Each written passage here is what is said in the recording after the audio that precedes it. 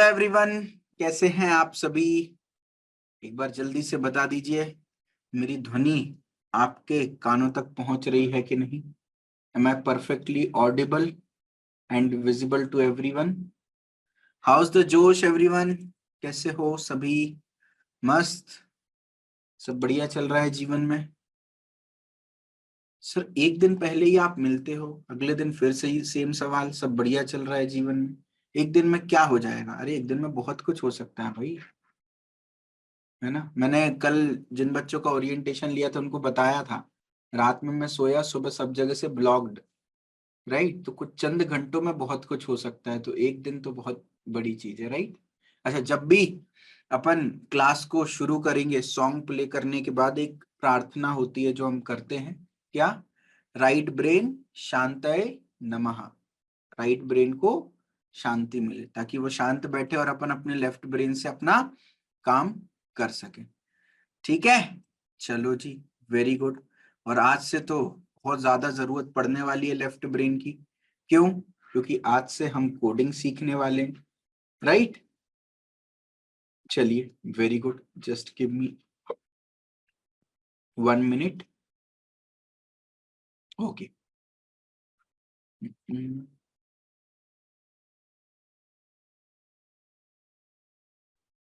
Voice repeat हो रही है, ऐसा क्या?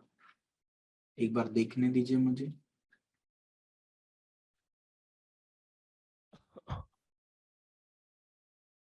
ओके जी, सही है। चलो बढ़िया है, फिर तो और क्या चाहिए जीवन में। Very good, just a minute.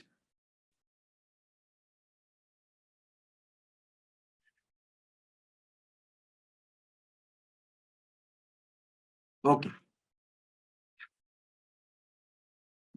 एक बार बताइएगा जब मेरी स्क्रीन आप लोगों को विजिबल हो तो। अच्छा, एक चीज और, मतलब वीडियो सभी लोग अपना ऑन रखेंगे। और मतलब आप सोचो ना, मैं पूरी क्लास ऐसे पढ़ाऊं। हाँ चल, वो पढ़ते हैं, ठीक है। अच्छा लगेगा क्या? मैं भी मुस्कुराते हुए पढ़ा रहा हूँ, तो आप भी मुस्कुराते हुए पढ़ना। एक एक्सरसाइज सीखी थी ना, क्या? This 90 degree, this and drop it. Right. जब आप मुस्कुराते हो तो आपके ब्रेन सेल्स एक्सपैंड होते हैं, आपका मन शांत होता है, आप खुश होते हो और आपके जीवन में खुशहाली आने लगती है। आपका जो लक फैक्टर है वो ग्लो करने लगता है। ठीक है, चलो वेरी गुड। ओके, तो आज की क्लास का 3 एजेंडा है। थोड़ा सा मैं अपने बारे में बताऊंगा क्योंकि आज से हम नया टॉपिक शुरू कर रहे हैं। ठीक है, फिर प्लेसमेंट्स की कैसे तैयारी करनी है उसके बारे में एक बार और थोड़ा सा अच्छे से हम बात कर रहे होंगे, और फिर हम कोडिंग को शुरू कर रहे होंगे। ठीक है, सेशन आज का थोड़ा सा लंबा हो सकता है, तो उसके लिए मैं पहले से माफी चाहता हूँ। थोड़ा ज्यादा आपको मुझे आज झेलना पड़ेगा, बट मैं भगवान से पहले प्रार्थना करके आया हूँ कि भगवान आप सभी को शक्ति दे। ठीक है, सबसे पहले मैं अपने बारे में बता देता हूँ। ज्यादा कुछ अचीवमेंट्स है नहीं कि मैं ग्लोरीफाई करूं। मेरे को सिर्फ ज्यादा नहीं, 3.5 साल हुए हैं तैयारी कराते हुए, बच्चों की प्लेसमेंट तैयारी। बहुत बार मन किया ऐसा कि मैं अपना डिपार्टमेंट चेंज कर लूं, बोर हो गया हूं। बट पिछले 3.5 साल से मैं सिर्फ प्लेसमेंट की तैयारी ही करा रहा हूँ। एक फील्ड को फोड़ेंगे लेकिन अच्छे से फोड़ेंगे। ठीक है, टोटल 52,000 से ज्यादा बच्चे, ये 50,000 ओल्ड डेटा है, टोटल 52,000 से ज्यादा बच्चों को मैं ट्रेन कर चुका हूँ। और 18,000 से ऊपर बच्चे जो हैं वो टिल डेट प्लेस्ड हो चुके हैं। 114 ऐसे बच्चे हैं मेरे पास जिनका 5 आईटी कंपनी से ज्यादा में प्लेसमेंट हो चुका है। ठीक है, 4,900 आवर्स का वॉच टाइम मिल रहा है पर मंथ ऑन यूट्यूब। मतलब मुझे 4,900 घंटे झेला जाता है हर महीने यूट्यूब पर, मतलब लोग मुझे देखते हैं, है ना। उसके अलावा पूरे 8 सेमेस्टर्स, मेरे कॉलेज में 8 सेमेस्टर ही हुए, और उन पूरे के पूरे 8 सेमेस्टर्स में मैंने टॉप किया। पता नहीं कैसे, ये मुझे भी नहीं पता।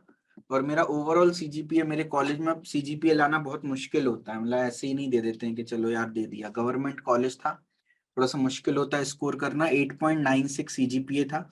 9 आईटी कंपनीज में मेरा प्लेसमेंट हुआ। गेट में भी ठीक ठाक रैंक थी, ज्यादा कुछ अच्छी थी नहीं। 1302 रैंक थी फर्स्ट अटेम्प्ट में। मेरे को ये था कि यार, शौक था कि मैं सब कुछ करूंगा। मतलब ऐसा होता है ना, सब कुछ करते हैं वही बाल। वो मेरी मम्मी एक चीज मेरे को हमेशा सिखाती थी कि अगर तू 100 नंबर की तैयारी करेगा ना तो तेरे 90 ही आएंगे, और 90 की तैयारी करेगा तो 80 आएंगे। तो अगर तेरे को 100 में 100 नंबर चाहिए तो 110 की तैयारी कर। तो मेरे को ऐसा था कि यार मैं सारे टारगेट, लोग कंफ्यूज होते हैं ना कि भैया गेट करूं कि कैट करूं कि प्लेसमेंट करूं कि सी करूं कि C++ करूं कि जावा करूं कि पाइथन करूं। मैंने सब कुछ टारगेट ले लिया था कि मेरे को सब करना है। जब सब करने का सोचूंगा तो कम से कम उस प्रेशर में कुछ तो करूंगा ना। और अगर वहीं में एक ही टारगेट लेके चलूं कि यार मेरे को सिर्फ यही करना है, तो आलस आ जाता है, वो भी नहीं कर पाते। ठीक है। कैट में 94 परसेंटाइल थे मेरे, फर्स्ट अटेम्प्ट में 94 परसेंटेज। IIM कॉलेज मुझे अच्छा वाला नहीं मिल पाया क्योंकि मैं मेल हूं बाय जेंडर, फीमेल्स कोटा होता है। तो मेरी बहुत सारी क्लासमेट्स है जिनके 92 परसेंटेज पर भी आज IIM में है। तो उस दिन से मैं भगवान से प्रार्थना करता हूँ कि अगले जन्म मोहे बिटिया ही कीजो। फीमेल्स होने के बहुत फायदे होते हैं। ठीक है। उसके बाद छोटे मोटे एग्जाम्स जैसे कि international mathematics olympiad, international English olympiad, Australian chemistry quiz competition, national science olympiad, ये छोटे मोटे एग्जाम्स मैंने क्लियर किए हुए हैं। उसके अलावा कोडिंग की बात करूँ तो कोडिंग में कोई बहुत ज्यादा ऐसे अचीवमेंट नहीं है। कोड शेफ और हैकर रैंक में कुछ स्टार रेटिंग देते हैं, वो मतलब सितारे देते हैं। आप अच्छा परफॉर्म करते हो तो आपके एक एक सितारे बढ़ते जाते हैं। तो ज्यादा नहीं, मेरे को 5 स्टार ही दे पाए हैं वो। तो 5 स्टार रेटिंग है मेरी कोड शेफ और हैकर रैंक में। उसके अलावा गीक्स फॉर गीक्स का नाम सुना होगा, बहुत इजी प्लेटफॉर्म है, आराम से छोटे छोटे बेसिक बेसिक कोडिंग क्वेश्चंस देते हैं, सॉल्व कर लोगे हो जाएगा। तो कई बार मैं वीकली रैंक में टॉप 10 में आया हूँ वहां पर। ठीक है। उसके अलावा छोटे छोटे कोडिंग कॉम्पिटिशन्स के आपने नाम भी नहीं सुने होंगे शायद, क्योंकि वो तो ऐसे ही हर कोई क्रैक कर लेता है। ACM, ICPC, TCS, CodeVita, hack with Infy. उसके अलावा ज्यादा नहीं। अमेजोन में मेरा सिलेक्शन हुआ था, कोडिंग राउंड क्लियर किया था, और 12 लाख रुपए का ऐसे ही पैकेज मेरे को छोटा मोटा मिल गया था। और TCS डिजिटल का भी कोडिंग राउंड मैंने क्लियर किया था। ठीक है। और 3.5 ईयर्स का मेरे को टोटल कोडिंग सिखाने का एक्सपीरियंस है। और मेरे बहुत सारे बच्चे आज 5 स्टार कोडिंग रेटिंग्स हैं और बहुत सारी टॉप IT कंपनीज में तोड़ू फोड़ू काम कर रहे हैं। ठीक है।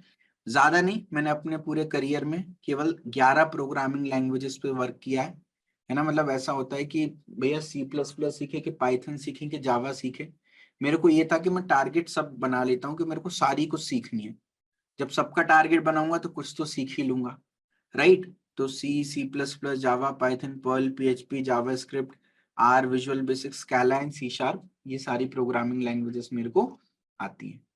ठीक है। क्योंकि मेरे को ना ये था कि मतलब यार मेरे को ना बहुत डर लगता था। मतलब मैं एक आप लोगों को एक चीज दिखाता हूँ, उसके बाद मैं शुरू करूंगा। एक डर मेरे मन में बैठ गया था, just let me share it with you all. Just a minute. यहाँ पे कैलकुलेटर होगा, बस let me log out and एक मिनट। आप लोग ना SIP कैलकुलेटर ग्रो डालना। ठीक है। आपको एक बहुत अच्छी बात बताता हूँ, और फिर उसके बाद अपन आगे यू नो करेंगे। अच्छा, आप लोग कुछ टाइप भी करते हो क्या?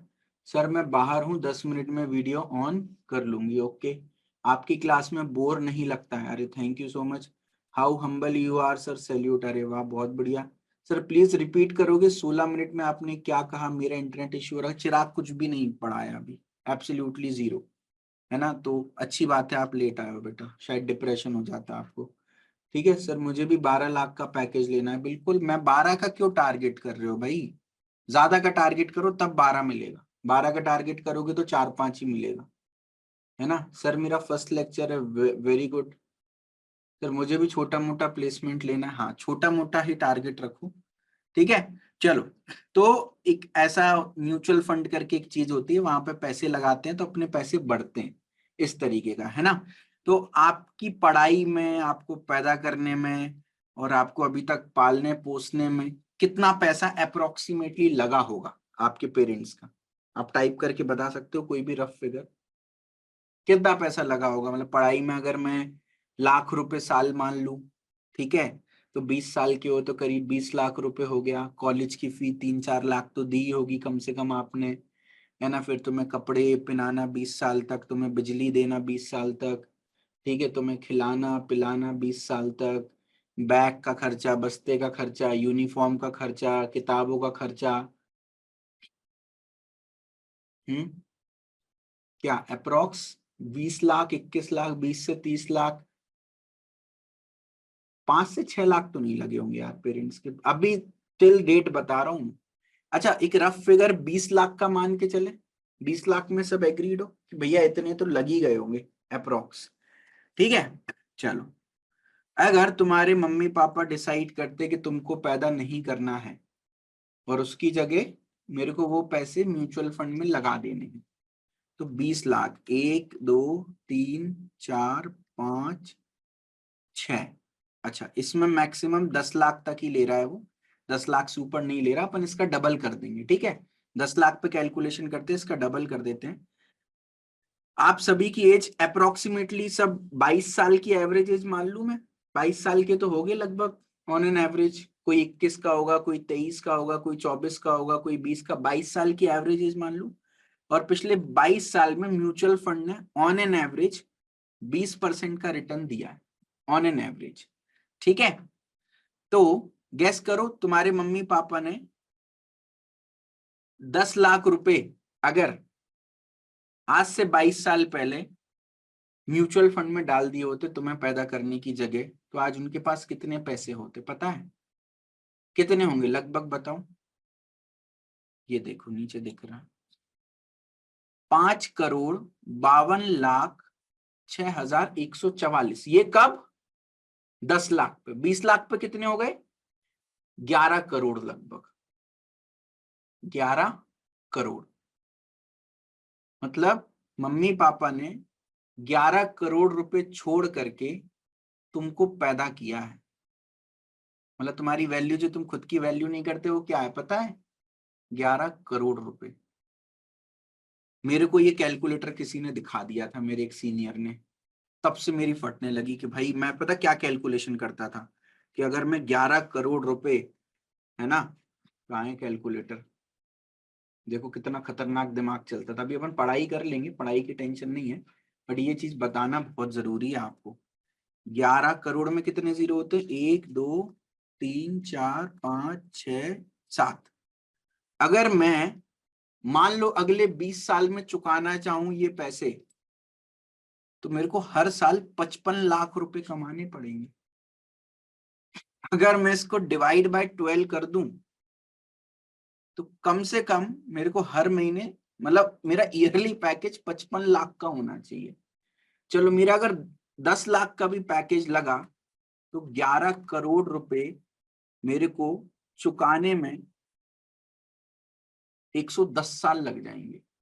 समझ रहे हो? मतलब अभी तो तुम 3 4 5 लाख के में भी सपने देख रहे हो, या उसमें भी तुम सेटल डाउन हो जाओ, तुम्हारा अगर पैकेज 10 लाख का भी हुआ तो भी तुम्हें 110 साल लगेंगे मम्मी पापा का हिसाब जो है वो बराबर करने में। समझ रहे हो? बोलो। तो इस चीज को रियलाइज करो भाई, आपके मम्मी पापा ने आप पर बहुत सारे सेक्रीफाइसेस करके आपको इस लेवल पर पहुंचाया है। तो बदले में उनकी इच्छा नहीं कि तुम उनको कुछ पैसे दो, बदले में सिर्फ ये इच्छा है कि जो तुम्हारा बर्डन है ना वो बोलेंगे नहीं कभी आपसे, पता है। लेकिन रियलिटी यही है, तुम्हारा बर्डन है उनके सर पे। जिंदगी भर उन्होंने अपने ना जाने कितने कपड़े सेक्रीफाइस किए होंगे, कितनी नई चीजें लेने का मन किया होगा, कितनी ट्रिप्स लगाने का मन किया होगा, वो सब कुछ सेक्रीफाइस किया ताकि तुमको एक अच्छा करियर दे सके, है ना। आज वो 10,000 रुपए जो तुमने फी पे किए ना, उस फी के लिए पता नहीं उन्होंने कितने सेक्रीफाइसेस किए, है ना। तो इस चीज का ध्यान रखना है और अपने को अच्छे से मेहनत करनी है। तो मेरी ना बहुत फटती थी यार, इतना सब कुछ खर्चा कर दिया मेरे पेरेंट्स ने, और अगर मैं वापस घर बिना प्लेसमेंट लिए चला जाऊंगा तो मैं उनको क्या मुंह दिखाऊंगा यार, कि मतलब वो क्या सोचेंगे कि उनका बेटा इस लायक भी नहीं है कि घर पैसे भेजना तो छोड़ो, अपने खर्चे निकाल पाए। बताओ। तो मेहनत करना तो बनता है ना यार। एक तो होता है मैं सुपरफिशियल लेवल पे जाके आपको मोटिवेट करूं, पर ये रियल मोटिवेशन है। कभी भी लगे ना आप डाल देना ग्रो एसआईपी कैलकुलेटर, क्या डालना? ग्रो एसआईपी कैलकुलेटर, ये कैलकुलेटर खुल जाएगा और एक बार ये कैलकुलेशन कर लेना। ठीक है, और उससे तुम्हें अंदाजा लग जाएगा कि क्या करना है क्या नहीं करना। तो बस कहने का सिर्फ अर्थ ये है कि बेटा अगर मेहनत नहीं कर रहे हो तो तुमसे ज्यादा क्या बोलूं मैं, मतलब जितनी गालियां आपको शोभा देती हूँ उतनी आप लगा सकते हो। रियलिटी बताना मेरा काम है। कई लोगों को लगता है, कुछ लोग ऐसे होते हैं यश भैया के भक्त होते हैं कि भैया आप तो ऐसी बात करते हो कि मजा आ जाता है, दिल को छू जाती है। वहीं बहुत सारे लोग मेरे से नफरत भी करते हैं, बट मेरा काम ना सच बोलना है। मैं ना ऐसा नहीं हूँ हाँ हाँ सब हो जाएगा बहुत अच्छे से हो जाएगा तुम लोग बहुत अच्छा कर रहे हो, ऐसा लुल्लू चुप्पू वाला काम नहीं है अपना। फेक फेक मोटिवेशन देने वाला काम नहीं, जो रियलिटी है वो है। मेहनत करोगे मिलेगा, है ना, समझ रहे हो। मम्मी सुन रही है, मुझे ईयरफोन लगाना पड़ रहा है, आज से इन्वेस्ट ना करने लगे मेरे हिस्से का। हम्म। चलो जी, बहुत बढ़िया, ठीक है, क्लैरिटी है। तो यार कुल मिला के कहने का सिर्फ ये मतलब है कि हमारे हाथ में ना मेहनत है, सिर्फ रिजल्ट उनके हाथ में है, देना नहीं देना। राइट। तो अपना बस मेहनत पूरी करो। और मैंने एक चीज और आप लोगों को हमेशा मैं यही बोलता हूँ कि जब रात में सोने जाओ ना तो ऐसा लगे कि बस आप पलंग पे लेटो और नींद आ जाए, इतने थक जाने चाहिए। अगर इस लेवल की थकान हो रही है ना दिमाग को और शरीर को, तो मतलब तुमने आज कुछ अच्छा काम किया है जीवन में। ठीक है सर, आप हमेशा आईना दिखाते हो, thank you so much sir for, thank you यार। अच्छा ठीक है, अच्छी बात है। ठीक है। अच्छा, मेरी सैलरी, आप लोगों को बहुत इंटरेस्ट है, बहुत सारे लोग यहाँ पे लगातार पूछ रहे हैं कि भैया आपकी सैलरी कितनी है, आपकी सैलरी कितनी है। चलो भाई मैं आपको दिखा देता हूँ मेरी सैलरी कितनी है। आपके सामने मेरी सैलरी रिवील होने वाली, क्या लगता है कितनी होगी बताओ। हम्म, ये है मेरी सैलरी यार। जब आप लोगों का रिजल्ट लगता है ना, आप बोलते हो भैया मेरी 12 कंपनीज में प्लेसमेंट हो गया, मेरा इतने का पैकेज लग गया, मेरा ये हो गया, ये दक्षता, मेरी इतनी सिंसियर स्टूडेंट थी, शी वाज लाइक कि भैया आप जो बोलोगे ना मैं वो करूंगी। उसका स्टेटमेंट ये था, भैया अगर आप बोल दोगे ना कि यार दक्षता खाना पीना छोड़ दे, तू तो सिर्फ मेहनत कर, मैं उसके लिए भी तैयार हूँ। और उससे मैंने पूछा कि भाई तुमको क्या करना है, तो उसने सिर्फ मेरे को एक चीज बोला कि भैया बस आपका 9 कंपनीज में हुआ था ना, आपका पैकेज 12 लाख का लगा था ना, बस मेरे को उसको तोड़ना है, मेरे को उसको ब्रेक करना है। तो उस जिद में बंदी ने 9 कंपनीज क्रैक कर ली, 12.08 लाख का पैकेज। आप देखो यहाँ पर नॉर्मल एमपीएच के भी बहुत सारे बच्चे, बट ये रिपोर्ट पर्टिकुलरली अनुशासन बैच के बच्चों की है। आप देखो आप ही के बैच के बच्चे इतने बढ़िया बढ़िया पैकेजेस, जो पुराने बैचेस खत्म हो गए उनकी रिपोर्ट्स में आपको दिखा रहा हूँ। यही मेरे लिए मेरी कमाई है, यही मेरी सैलरी है। राइट। तो अच्छे से आप लोग भी मेहनत करो, आपका नाम भी इस लिस्ट में शामिल हो, तो खुशी मिले मेरे को, तो बात अपनी बने। राइट। चलो, वेरी गुड। सिविल इंजीनियरिंग वाले पैकेज ले पाएंगे इतना यार, अपना तो आईटी जॉब रोल अपने को करनी है, अब अपन ने कहीं की भी इंजीनियरिंग करी हो उस बात से कोई भी फर्क नहीं पड़ता। ठीक है। चलो अब एक बार अपन देख लेते हैं यार प्लेसमेंट की प्रिपरेशन कैसे करनी है, कुछ कुछ बुलेट पॉइंट्स हमको जानना जरूरी है। उसके बाद फिर अपन कोडिंग करेंगे। तो 3 पिलर थे सेशन के। पहला पिलर मेरे बारे में मैंने आप सभी को बता दिया, जानना बहुत जरूरी है क्योंकि अगले 4 महीने आप मेरे साथ पढ़ने वाले हो, कुछ लोग पढ़ भी रहे हैं पहले से। मेरे बारे में जानना बहुत जरूरी है, वो अपन ने कवर कर लिया। प्लेसमेंट की तैयारी कैसे करना है उसके बारे में एक बार अपन बात कर लेते हैं। स्क्रीन अभी सभी लोगों को विजिबल है ना, है ना। अच्छा बेटा आप लोग ना, कुछ लोग मैं देख रहा हूँ नोट कर रहे हैं, बेटा नोट करने की जरूरत नहीं है, क्योंकि जब आप नोट करते हो ना आपका फोकस डाइवर्ट हो जाता है। तो मैं बोलता हूँ आप रफ कॉपी में अगर कुछ बुलेट पॉइंट्स लिखना हो तो लिख लो, बाकी नोट्स में आपको प्रोवाइड करूंगा डेली बेसिस पर, ताकि आपका पूरा फोकस सिर्फ जो मैं बोल रहा हूँ उस पर सुनना है। ठीक है। चलिए देखो, यहाँ पर अपने को ना 10 स्टेप का मैं पूरा प्रोसेस बताऊंगा, ये 10 स्टेप का प्रोसेस अपन को फॉलो करना है और इसी सीक्वेंस में अपन को फॉलो करना है, सो दैट अपन एक बढ़िया सा प्लेसमेंट ले लें। सबसे पहले तो कंपनीज के बारे में रिसर्च करना है। क्या रिसर्च करना है भैया, जिन लोगों की ग्रेजुएशन अभी तक कंप्लीट नहीं हुई है, जो कॉलेज में है, आपको अपने कॉलेज के ट्रेनिंग एंड प्लेसमेंट ऑफिसर के पास जाना है और पूछना है कि कौन सी कंपनीज आमतौर पर हमारे कॉलेज में विजिट करती हैं। ठीक है। फिर अपने सीनियर से जाके पूछना है और कंपनी की वेबसाइट, आपके कॉलेज की वेबसाइट पे देखना है, आपको पता चल जाएगा कौन सी कंपनीज आपके कॉलेज में विजिट करती हैं। अच्छा, इसमें भी ना 3 लेवल होते हैं। सबसे ज्यादा झूठ कौन बोलेगा? आपका ट्रेनिंग एंड प्लेसमेंट ऑफिसर। उससे ज्यादा सच कहाँ लिखा होगा? वेबसाइट पे लिखा होगा। या इसको रिवर्स समझो, वेबसाइट पे तो सबसे पहले झूठ लिखा होगा, फिर थोड़ा सच ट्रेनिंग एंड प्लेसमेंट ऑफिसर बताएगा, और पूरा सच कौन बताएगा? आपके सीनियर्स बताएंगे। तो उससे आपको पता चल जाएगा ये 7 से 8 कंपनीज मेरे कॉलेज में आती ही आती हैं। कई बच्चे ऐसे भी होंगे जिनकी कॉलेज में कंपनीज ही नहीं आती हैं, है ना, या बहुत कम कंपनीज आती हैं। तो उन सभी लोगों से बोलूंगा, आप जब अनुशासन कोर्स में आओगे ना बेटा, तो अनुशासन कोर्स के अंदर 10 कंपनीज के सुपरसेट कोर्स दे रखे हैं। अब आपने वंडर किया होगा भैया इन्हीं 10 कंपनीज के कोर्सेज क्यों दिए हैं? क्योंकि पिछले 6 साल से रेगुलरली ये पूरी की पूरी 10 companies off campus drives conduct कर रही हैं। तो इसलिए ये 10 कंपनीज तो आपके लिए हैं ही open. TCS, Wipro, Capgemini, Infosys, Cognizant, Accenture, InfyTQ, Hexaware, LTI, ये 6 कंपनीज, एलटीआई तक 10 कंपनीज। तो 9 कंपनीज होंगी, माफ कीजिएगा, 1 2 3 4 5 6 7 8 9 कंपनीज। तो आपने जो लिस्ट बनाई होगी अपने कॉलेज से, उसमें ये कंपनीज को, 9 कंपनीज को और आपको ऐड कर देना है। ठीक है। अब कंपनीज की रिसर्च में क्या करते हैं? हमारे लिए रिसर्च का मतलब पता क्या होता है? हम कंपनी का एग्जाम पैटर्न देख लेते हैं और प्रिपरेशन स्टार्ट कर देते हैं। वो गलत तरीका है। कंपनी की रिसर्च का मतलब क्या है? आपको कंपनी की इंडस्ट्री समझना है, उसके प्रोडक्ट समझना है, उसकी सर्विसेज समझना है, उस कंपनी का कल्चर, वैल्यू समझना है ना। तो इससे क्या होगा, आपको पता चलेगा कि यार कंपनी का अप्रोच क्या है, कंपनी का इंटरेस्ट पॉइंट क्या है, और अकॉर्डिंगली आप इन कंपनीज के इंटरव्यू की तैयारी कर सकते हो।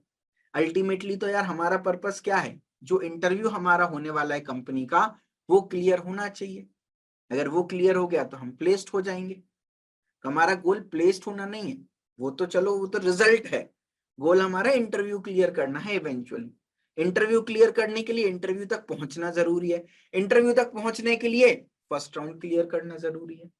फर्स्ट राउंड क्लियर करने के लिए ये पता होना जरूरी है कि मेरे कॉलेज में कौन सी कंपनीज आती हैं, है ना। तो कंपनीज की रिसर्च करो, एक एक शीट क्रिएट करो, उसमें कंपनीज का नाम लिखो, क्या इंडस्ट्री टाइप है, क्या प्रोडक्ट्स एंड सर्विसेज है, क्या कंपनी का कल्चर है, क्या वैल्यूज है, हर कंपनी की वेबसाइट पर मिल जाएगा। अच्छा, कोई मुझे बता सकता है इंटरव्यू का पर्पस क्या होता है? Anyone here? चैट बॉक्स में टाइप करके बता सकता है? बताओ। अच्छा, आपकी ऑनेस्टी चेक करना है। अच्छा, आपकी कम्युनिकेशन स्किल चेक करना है। अच्छा, वेरी गुड। और बताओ। देखो, बहुत सारे लोग बोलते हैं इंटरव्यू का जो पर्पस होता है ना, वो भैया मुझे अपनी टेक्निकल स्किल्स बताना है। कुछ लोग बोलते हैं कम्युनिकेशन स्किल्स बताना है। कुछ लोग बोलते हैं कि आपके अंदर जो स्किल है वो दिखाना है, कैंडिडेट के बारे में जानना है, कॉन्फिडेंस चेक करना है, आप कैसे हो ये देखना है। ये सब नहीं है पर्पस। इंटरव्यूअर का पर्पस बता रहे हो आप तो, ये कि इंटरव्यूअर का पर्पस, उसके पर्पस से हमको क्या लेना देना? हमको तो ये देखना है मेरा पर्पस क्या है। मैं इंटरव्यू दे रहा हूं, मेरा पर्पस क्या है? इंटरव्यू को क्लियर करना, उसमें सिलेक्ट हो जाना। अब हमेशा एक चीज का ध्यान रखना, मैं जब भी इंटरव्यू की तैयारी करता था ना, मैं अपने आप को इमेजिन करता था यार मैं कंपनी का मालिक हूं, मैं कंपनी का सीईओ हूं, मैं कंपनी का बॉस हूं। मुझे किस तरह के एम्प्लॉय की जरूरत है मेरी कंपनी में? मैंने देख लिया मेरे एम्प्लॉय में ऐसा ऐसा ऐसा ऐसा होना चाहिए। अब फिर मैं अपने अंदर झांक के देखता था कि मेरे अंदर क्या क्या क्वालिटीज है। वहां से मुझे पता चलता था कि यार मैं कितना कैपेबल हूं। तो इसके लिए मेरे को कंपनी के culture, values, industry, product, services के बारे में जानकारी होना जरूरी है, ताकि मैं कंपनी का पहले बॉस बन पाऊं। सबसे पहले तो मैं कंपनी का बॉस बनना है। वहां से तुम्हें पता चलेगा कि क्या क्या क्वालिटीज रिक्वायर्ड है, फिर तुमको एज अ इंटरव्यू एस्पिरेंट उन क्वालिटीज को एम्बाइब करना है अपने अंदर। समझ रहे हो? जैसे मेरी कम्युनिकेशन स्किल्स अच्छी नहीं थी, तो मैं कंपनी का बॉस बना, मैंने कहा यार अच्छी कम्युनिकेशन वाला बंदा तो मेरे को चाहिए। तो एक पॉइंट पता चला यार, मेरे को कॉन्फिडेंट बंदा चाहिए। मेरे को वो बंदा चाहिए जो नीट एंड क्लीन दिखता हो, सो दैट वो कल के दिन मेरी कंपनी को रिप्रेजेंट करेगा, बाहर जा जाके मीटिंग करेगा, तो कंपनी की ब्रांड इमेज कहीं ना कहीं उससे एसोसिएटेड है। राइट। तो इस तरीके से मैं अपनी पैरामीटर्स की लिस्ट बनाई। तो सबसे पहला काम क्या करना है, अगर ये नहीं करोगे तो प्लेसमेंट की तैयारी आपकी अधूरी रहेगी। कंपनीज के बारे में रिसर्च करना है, चैट बॉक्स में टाइप करते रहो। जब आप लिखते हो किसी चीज को टाइप करते हो तो आपके सबकॉन्शियस माइंड में जाती है, वो लॉन्ग टर्म के लिए आपको याद रहती है। ठीक है, चलो वेरी गुड। सेकंड, आपने हमेशा एक लाइन सुनी होगी, single piece of paper cannot decide my future. जिस किसी ने भी आपको ये लाइन बताई है उसको बढ़िया सा सम्मान कुर्सी पे बिठाना, अपने जूते निकालना और जरा 3-4 देना, ठीक है, क्योंकि ये single piece of paper will decide your future, right. और वो सिंगल पीस ऑफ पेपर क्या है, रेज्यूमे। अपना रेज्यूमे ऐसा बनाना है कि 4 जगह उसकी वैल्यू हो, पता चले 2 साल बाद उसी रेज्यूमे पे बैठ करके पोहा खा रहे हो तो कोई मतलब नहीं निकलेगा, राइट। तो रेज्यूमे आपका बहुत इंपॉर्टेंट है। तो पहली चीज तो रेज्यूमे बनाने के लिए क्या क्या करना है, उससे पहले ये जानना जरूरी है क्या नहीं करना। पहली बात तो अपने दोस्त का रेज्यूमे नहीं लेना है, उसमें नाम और नंबर अपना नहीं बदलना है। कई लोग ये करते हैं, दोस्त का रेज्यूमे लिए, नाम और नंबर बदल दिया, हो गया। दूसरा क्या नहीं करना है, रेज्यूमे को अपने इंटरव्यू के 2 दिन पहले नहीं बनाना है। आज से आपका रेज्यूमे बनना शुरू हो जाना चाहिए। डेली बेसिस पे, वीकली बेसिस पे, मंथली बेसिस पे उसको अपडेट करना है। जो जो चीजें आपके दिमाग से बाहर जाती जा रही है उनको रिमूव करते जाना है, जो जो चीजें आपके दिमाग में अंदर आती जा रही है उनको इंक्लूड करते जाना है। समझे। रेज्यूमे में किसी सब्जेक्ट को इंक्लूड करे ना करे, कितने लोगों को ये कंफ्यूजन होता है कि भैया ये सब्जेक्ट मैं अपने रेज्यूमे में डालूं कि नहीं डालूं, बताओ। होता है सभी लोगों को। आपको कुछ नहीं करना बेटा, चैट जीपीटी में जाना है। चैट जीपीटी में एक लाइन आपको डालनी है। क्या डालनी है मैं आपको बता देता हूं।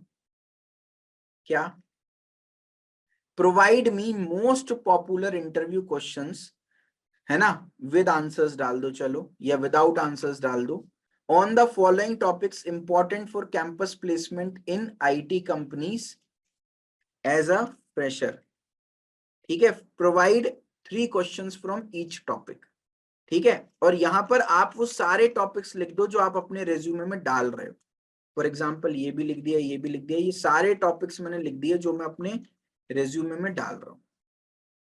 ठीक है, मान लो मेरे को कंफ्यूजन है सी, ऊप्स, एचटीएमएल, सॉफ्टवेयर इंजीनियरिंग, जावा, डीबीएमएस, वेब डेवलपमेंट, कोडिंग, इनमें से मैं क्या क्या डालूं, मेरे को कंफ्यूजन हो रहा है।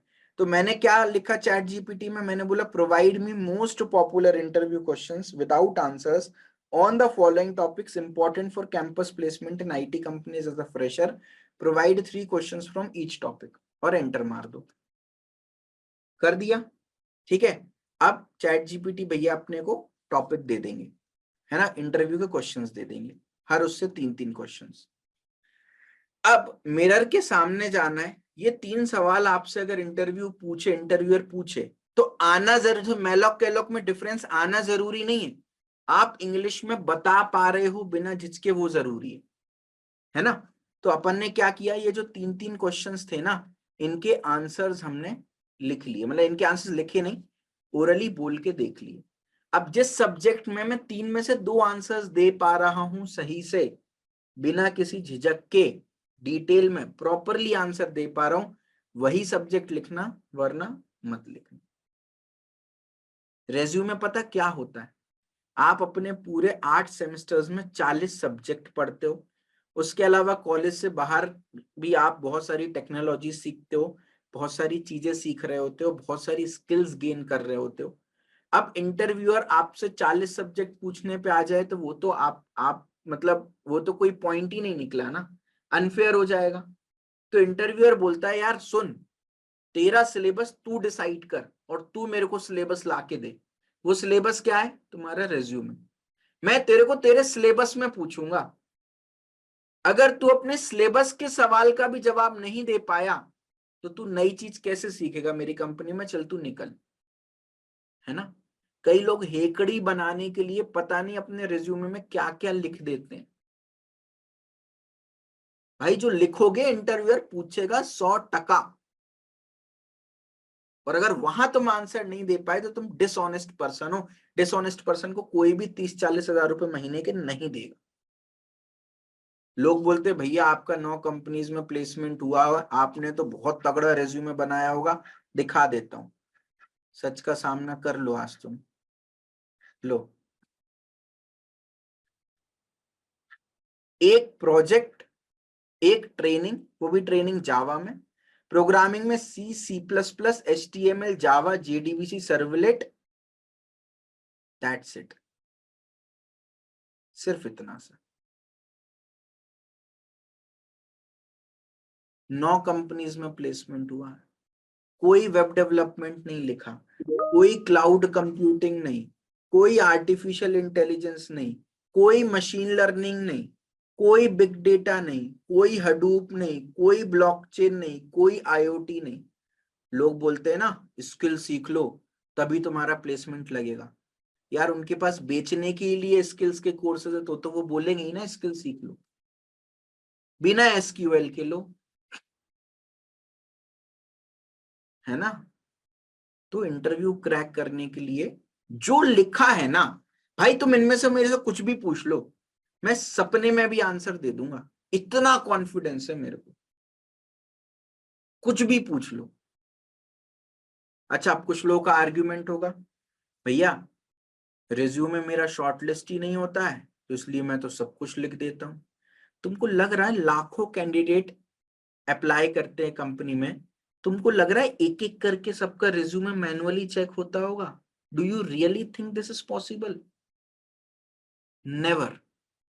अगर तुम्हें बिलीव ना हो ना, मेक अ मास्टर रेज्यूमे जिसमें दुनिया की जितनी टेक्नोलॉजी, तुम सभी लोगों ने जॉब एलिजिबिलिटी फॉर्म भरा होगा ना, उसके लास्ट में एक ऑप्शन था स्किल्स कौन कौन सी आती है, उसमें 40 से 50 स्किल्स डाली थी ना, सब डाल देना, सब डाल देना, मेरा किया हुआ एक्सपेरिमेंटेड है, सब डाल देना। और उसके बाद अगर रिप्लाई आ जाए तो तुम मेरे पास आ जाना, नहीं आएगा तब भी रिप्लाई। उनके अपने इंटरनल क्राइटेरियाज होते हैं जज करने के, वी नेवर नो क्या होते हैं, कभी कंपनी रिवील नहीं करती वो चीज, ना मुझे पता है ना किसी को पता है, कोई तुमको बता रहा है तुमको बुद्धू बना रहा है, वी नेवर नो। रेज्यूमे तुम्हारा पर्सनल होता है। और चलो तुम्हारा रेज्यूमे शॉर्टलिस्ट भी हो गया, तुमको लग रहा है तुम इंटरव्यू क्लियर कर लोगे, इतनी सारी चीजों का तुम बाहर लेके जाओगे, वहां तुम अच्छा परफॉर्म कर पाओगे? बताओ कैसे होगा शॉर्टलिस्ट? We never know. हर कंपनी का अपना अलग क्राइटेरिया होता है, कुछ कंपनी CGPA के बेसिस पे भी लेती है, वी नेवर नो। तो हम क्या करेंगे, हम मैक्सिमम कंपनीज में अप्लाई करेंगे ना यार, कहीं ना कुछ तो चेक होगा ना, कहीं तो कुछ ना कुछ फिट बैठेगा ना। यही अप्रोच हम फॉलो करेंगे, इसी अप्रोच से बेटा रिजल्ट निकल के आ रहे हैं, ये 120 बच्चे ना इसी अप्रोच से प्लेस्ड हो रहे हैं, राइट। ATS क्या चेक करता है नहीं पता भाई, किसी को नहीं पता, ठीक है। चलो, हम क्या बात कर रहे थे, resume, this is very important, ठीक है। आप अपने रेज्यूमे अपडेट करो, उसमें अपने एकेडमिक अचीवमेंट्स के बारे में बताओ, रिलेवेंट प्रोजेक्ट्स के बारे में बताओ, इंटर्नशिप्स के बारे में बताओ, एक्स्ट्रा। अब एक ना एक बहुत पता नहीं क्या होता है बच्चों को कि रेज्यूमे का मतलब सिर्फ टेक्निकल चीजें लिखने की होती है, नहीं भैया। सिर्फ कंपनी को तुम्हारी टेक्निकल चीजों में, मैं एक बहुत सिंपल सी बात बताता हूँ। आज मैंने तुमको हायर किया, देखो मैं जो भी चीजें बता रहा हूँ तुमने कहीं नहीं सुनी होंगी, और मैं अगर यूट्यूब पे ये सारी चीजें बताऊंगा ना, व्यूज नहीं आएंगे, क्योंकि यूट्यूब पे चाहिए होता है मसाला, तड़का। अगर मैं वहां जाके सिंपली ये बता दूं यार, कुछ नहीं करना होता, रिज्यूम में जो सच है बस वो डालो, कोई नहीं देखेगा मेरी वीडियो। वहां चाहिए होता है मसाला, वहां तुम्हारे फ्यूचर के बारे में किसी को नहीं पड़ी होती है, लोगों को अपनी मोनेटाइजेशन की पड़ी होती है, रियलिटी है भाई, जितने जल्दी समझोगे उतना अच्छा है ना। तो इसलिए मैं बिल्कुल प्रैक्टिकल चीजें बताऊंगा तुमको। तुम मेरे को एक चीज बताओ, मैंने किसी एक बंदे को रख लिया, यार मेरे को ना जावा डेवलपर चाहिए, तो मैंने एक ना जावा डेवलपर हायर कर लिया, किस बेसिस पे, यार जिसको जावा अच्छी आती है ना, इस बेसिस पे हायर कर लिया। चलो भैया वेरी गुड। आपको इतना पता है IT इंडस्ट्री में ना हर 4 से 5 साल में बड़े बड़े अपडेशंस होते हैं, कुछ नई चीज आती है, पुरानी सारी चीजें रिलेवेंट हो जाती है, कंपनीज भी इन चेंजेस को करती रहती है रेगुलर बेसिस पर, ठीक है। तो मैंने ये जावा डेवलपर हायर किया, आज से 5 साल बाद मान लो कोई नई चीज आई, जावा रिलेवेंट ही नहीं है, मान लो मैं पाइथन पे स्विच कर गया मेरी कंपनी, तो क्या ये बंदा मेरे लिए काम का रहेगा बताओ? नहीं रहेगा। या तो उसको पाइथन सिखाओ भाई। अच्छा, एक बंदे को पाइथन सिखाना आसान है या कम्युनिकेशन सिखाना आसान है, बताओ? बताओ भाई। पाइथन सिखाना आसान है। कम्युनिकेशन तो तुम्हारी लाइफ लॉन्ग की जर्नी है। तुम किस कल्चर में पैदा हुए, कैसे परिवार में पैदा हुए, कैसे एनवायरनमेंट में पैदा हुए, इन सब चीजों पे तुम्हारी कम्युनिकेशन स्किल डिपेंड करती है। तो मेरे लिए बेटर चॉइस ये नहीं होगी ऐसा बंदा लूं जो एक इफेक्टिव कम्युनिकेटर है। सिखा तो मैं उसको कुछ भी दूंगा, फैक्ट है ये। हमेशा फर्स्ट प्रेफरेंस तुम्हारी कम्युनिकेशन को दिया जाता है। मेरे ऐसे ऐसे दोस्त थे, एंड्रयू एनजी सर का आपने नाम सुना होगा, वर्ल्ड के top most machine learning engineer. वहां से स्कॉलरशिप मिलना बहुत बड़ी बात होती है। एंड्रयू एनजी की स्कॉलरशिप और पूरा मशीन लर्निंग वहां से सीख रखी मेरे दोस्तों ने। आज प्लेस्ड नहीं है, या दो दो तीन तीन कंपनीज में बस प्लेस्ड हुए, मैं 9 कंपनीज में हो गया। क्यों? कम्युनिकेशन अच्छी थी भाई। तो इवेंचुअली तुम्हारी कम्युनिकेशन स्किल्स बहुत ज्यादा मैटर करती हैं, इस पर ध्यान रखना है। तो सिर्फ अपनी टेक्निकल चीजें नहीं लिखनी, ऐसी भी चीजें अपने रिज्यूमे में लिखो जिससे ये प्रूफ हो कि तुम एक इफेक्टिव कम्युनिकेटर रहे हो। कई बार क्या होता है, इंटरव्यू में हम नर्वस हो जाते हैं, फिर इंटरव्यूअर बोलता है यार इसकी कम्युनिकेशन स्किल तो अच्छी नहीं लग रही। फिर वो तुम्हारे रिज्यूमे में देखता है यार इसने तो बहुत सारे लीडरशिप इवेंट कर रखे हैं। उसको कॉन्फिडेंस आता है कि हाँ तुम इस समय नर्वस हो, बट तुमने पास्ट में इतना सब कुछ किया है तो तुम आगे भी कर सकते हो।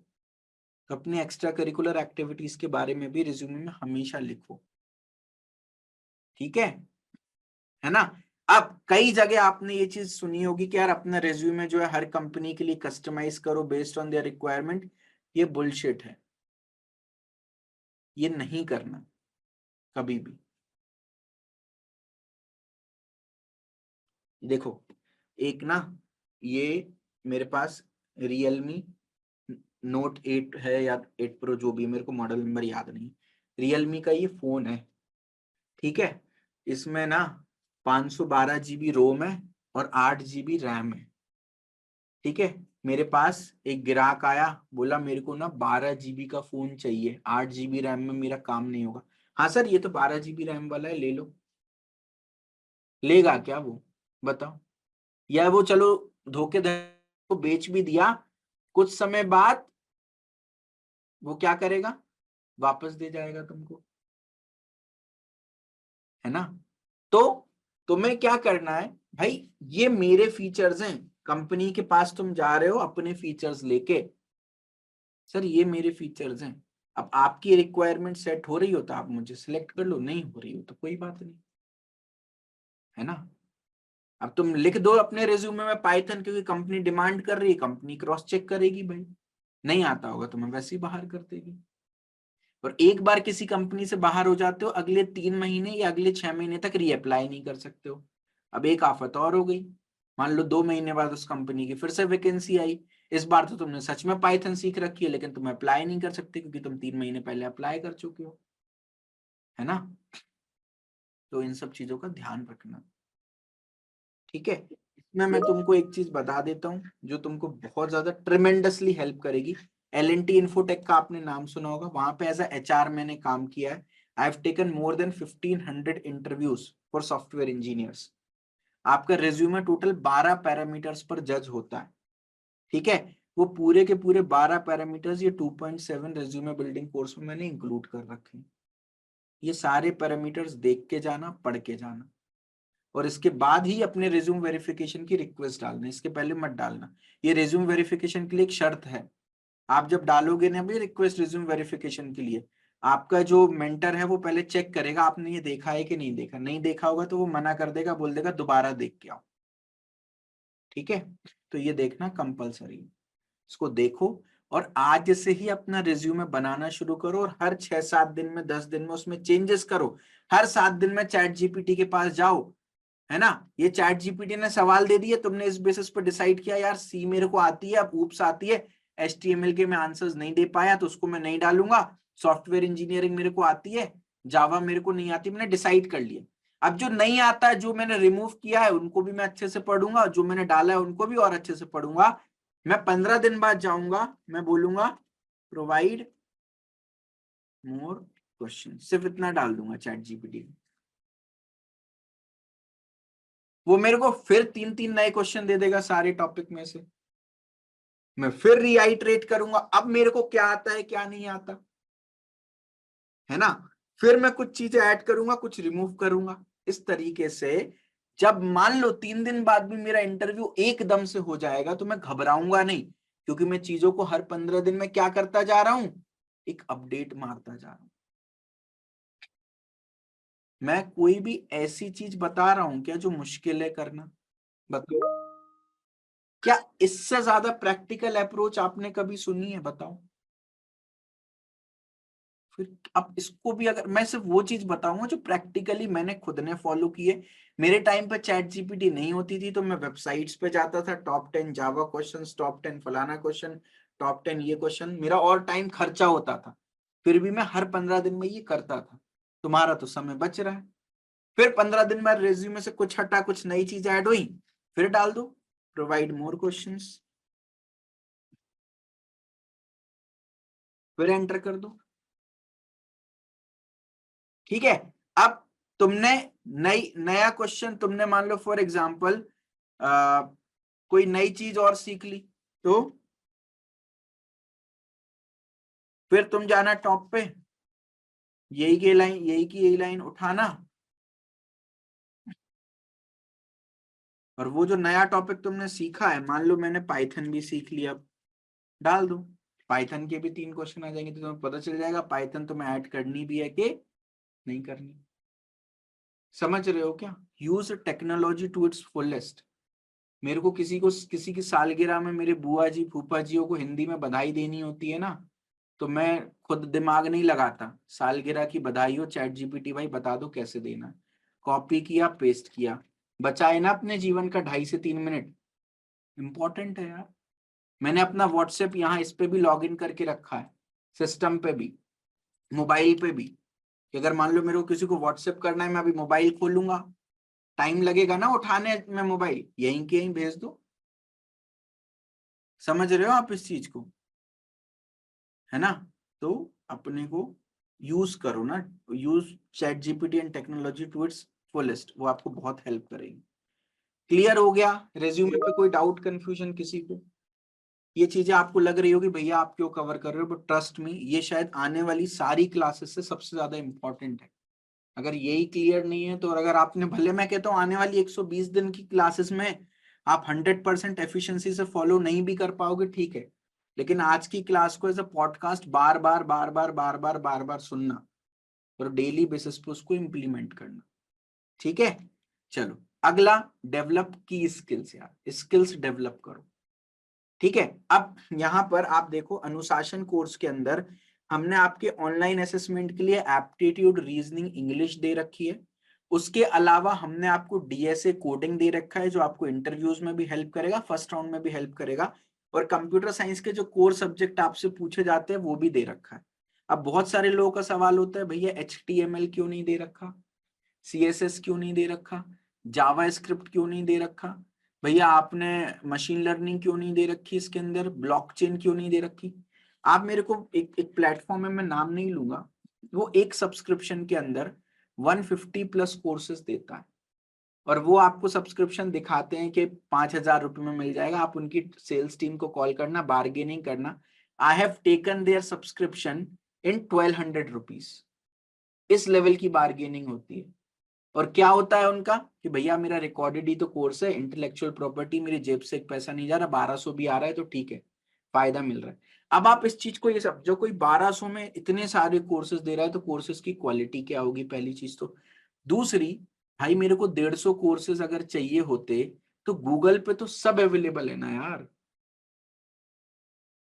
नॉलेज गेट एकमात्र ऐसा प्लेटफॉर्म है, हर महीने हम फिल्ट्रेशन करते हैं, और फिल्ट्रेशन में हम नया कंटेंट ऐड नहीं करते, पता हम क्या करते हैं, हम उल्टा कंटेंट रिमूव करते हैं।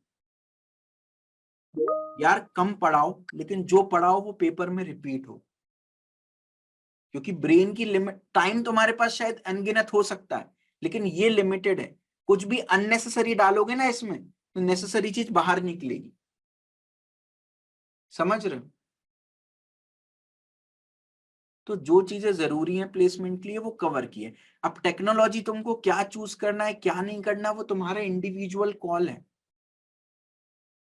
मैं बना दूं HTML, मैं डाल दूं इसमें CSS, जावास्क्रिप्ट, मैं दुनिया भर की टेक्नोलॉजी डाल दूं, पर मैं वो 10,000 में नहीं बेच पाऊंगा कोर्स। मैं कम से कम उसको 30 से 40,000 में बेचूंगा, क्योंकि मुझे मेरी क्वालिटी पता है। मैं सिर्फ रिकॉर्डेड कंटेंट नहीं डालूंगा, मैं फिर लाइव भी जाऊंगा, मैं उसके लिए भी मेंटर टीम रखूंगा ताकि आपको डाउट असिस्टेंस मिले। उन सब के लिए खर्चा लगता है। 30 से 40,000 का कोर्स बनाऊंगा, आप खरीदोगे? आपके लिए नीडेड भी है इतना? नहीं है। सिंपल सी बात है। जो चीज जरूरी है वो सारी चीजें कवर की है। हाँ, स्किल्स आपके अंदर होनी चाहिए, आपको आनी चाहिए, लेकिन वो आपको चूज करना है। मेरे को वेब डेवलपमेंट में आगे जाना है, मेरे को सॉफ्टवेयर इंजीनियरिंग में आगे जाना है, मेरे को आर्टिफिशियल इंटेलिजेंस में आगे जाना है, वो चॉइस आपकी है। अगर तुमको वेब डेवलपमेंट में आगे जाना है तो तुमको फ्रंट एंड बैक एंड सीखना पड़ेगा, मर्ज स्टैक सीखना पड़ेगा। तुमको आर्टिफिशियल इंटेलिजेंस मशीन लर्निंग में जाना है, उसके लिए तुमको पाइथन स्टैटिस्टिक्स सीखनी पड़ेगी और data science machine learning algorithm सीखनी पड़ेगी। उसके अलावा अगर तुमको सॉफ्टवेयर इंजीनियरिंग में आगे जाना है तो competitive coding, core data science तुमको अच्छे से आना चाहिए, है ना। तो ये सारी चीजें आपको ध्यान में रखना है। तो जिन भी रोल्स में तुम इंटरेस्टेड हो, उनमें क्या क्या स्किल्स एंड डिमांड में, वो चीज है ना, आप उनकी नॉलेज और प्रोफिशिएंसी को बढ़ाओ, सेल्फ स्टडी करो, ऑनलाइन कोर्सेज करो, वर्कशॉप्स करो, सर्टिफिकेशंस करो। एक चीज मैं आपको बता देता हूँ, अगर किसी भी यूट्यूबर ने ये बोला है कि आपको यूट्यूब पर मैं ये कंटेंट पूरा फ्री दे रहा हूं और उसकी वेबसाइट पर उस पर्टिकुलर चीज के लिए पेड कोर्स अवेलेबल है, तो ट्रस्ट में उसने यूट्यूब पे तुमको बुद्धू बनाया।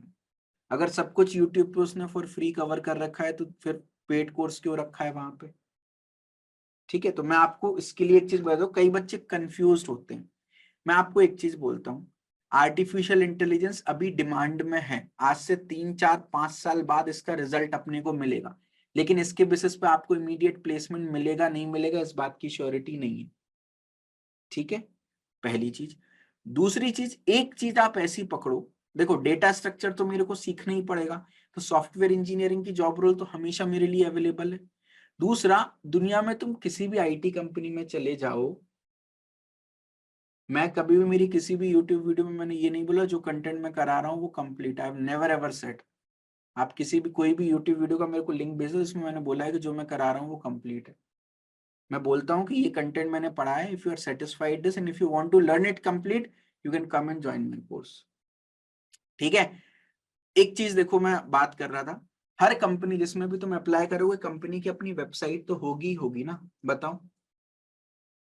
तो डोंट यू थिंक कि अगर मेरे को कुछ समझ नहीं आ रहा मैं करूं क्या क्या नहीं करूं, डीएसए तो मेरे को पढ़ना ही पड़ेगा, नहीं तो फर्स्ट राउंड क्लियर नहीं होगा।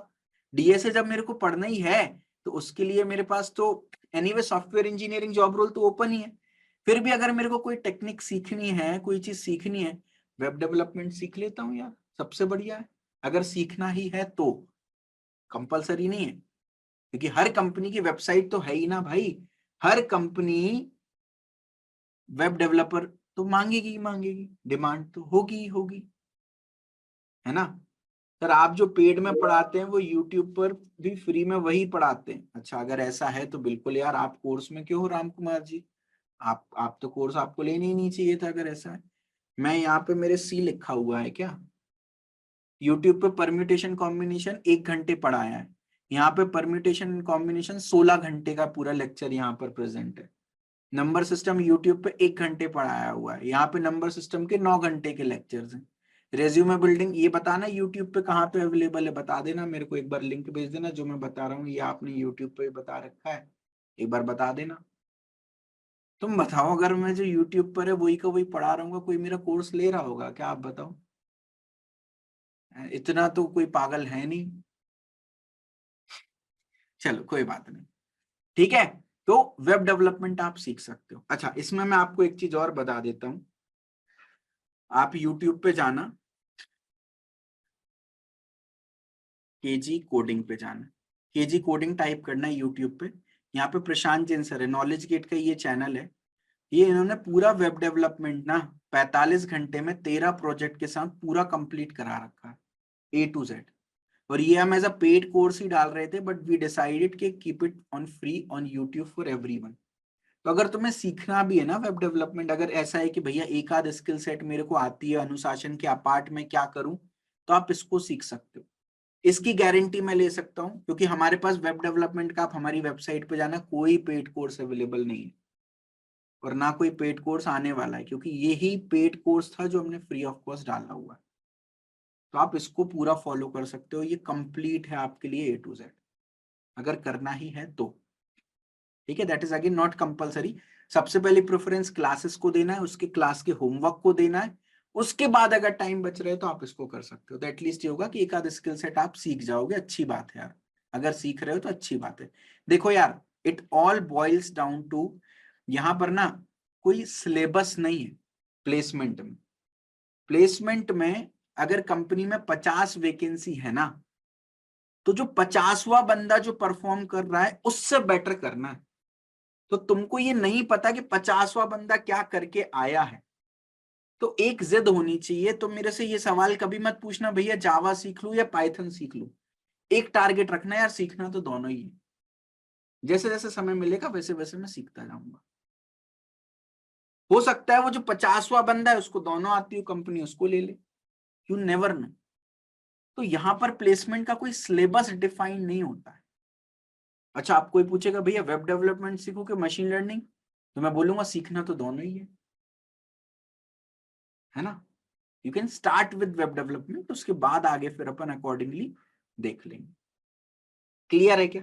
अच्छा, एक चीज और, जब हम की स्किल्स की बात कर रहे हैं तो की स्किल्स में आपको टेक्निकल एंड सॉफ्ट स्किल्स दोनों पे फोकस करना। कॉलेज में जो इवेंट्स होते हैं ना, सिर्फ सर्टिफिकेट के लिए उन इवेंट्स में पार्टिसिपेट मत करो, सच में एज अ लीडर जाओ, होस्ट करो इवेंट्स। इससे आपकी सॉफ्ट स्किल्स अच्छी होंगी, problem solving, team work, communication, leadership आप सीखोगे। आपके कॉलेज में बहुत सारे इवेंट्स होते होंगे, बहुत सारे क्लब्स होते होंगे, उन क्लब्स को ज्वाइन करो जो सच में आपको ग्रोथ दे रहे हैं, है ना। सच में हेल्प करती हैं ये चीजें, मजाक से हटके बोल रहा हूँ। लोग, बहुत सारे लोग मैंने सुने होंगे, सिर्फ पढ़ाई करो कुछ नहीं होता, ये इवेंट्स ऑर्गेनाइज करने से भाई बहुत कुछ होता है। बट ये ध्यान रखना कहीं तुम्हारा टाइम वेस्ट तो नहीं हो रहा, कहीं तुमसे बेंचे तो नहीं सरकवा रहे, कहीं तुमसे गुलदस्ते तो नहीं लगवा रहे। वो काम करो जिसमें सच में आपकी लीडरशिप स्किल्स डेवलप हो रही है ना। सच है इसका मैं आंसर नहीं दे सकता, क्योंकि हर कॉलेज का अपना अलग अलग है ना। चलो वेरी गुड, तो स्किल समझ गए। अगला which is very important, online assessment he clear नहीं होगा तो सारी चीजें व्यर्थ हैं। तो एप्टीट्यूड एंड टेक्निकल टेस्ट की तैयारी अच्छे से करो, वो तो एनीवेज हम करा ही रहे होंगे, है ना। हर company, most of the companies aptitude and technical test ले रही होती। अच्छा, आपने कभी वंडर किया वाई, क्यों क्यों लेती हैं ये एप्टीट्यूड और टेक्निकल टेस्ट, क्यों लेती हैं बताओ।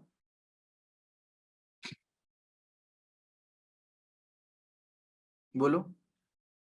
एप्टीट्यूड तुम्हें लग रहा है टाइम एंड वर्क तुम्हें वहां पे कहीं पे काम आएगा, कहीं स्पीड टाइम एंड डिस्टेंस काम आएगा कि मैं आज कितनी स्पीड से भागूं ताकि मैं ऑफिस टाइम पे पहुंच पाऊं? नहीं, कंपनी को चाहिए प्रॉब्लम सॉल्वर। तो इन सब चीजों से तुम्हारी प्रॉब्लम सॉल्विंग स्किल्स चेक हो जाती हैं। अगर तुम्हारा ब्रेन टेस्ट हो जाता है, जिस बच्चे का दिमाग तेज है यार, उसको तो मैं कोई भी टेक्नोलॉजी सिखाऊं वो सीख जाएगा, है ना। दिमाग चेक करने की होती है।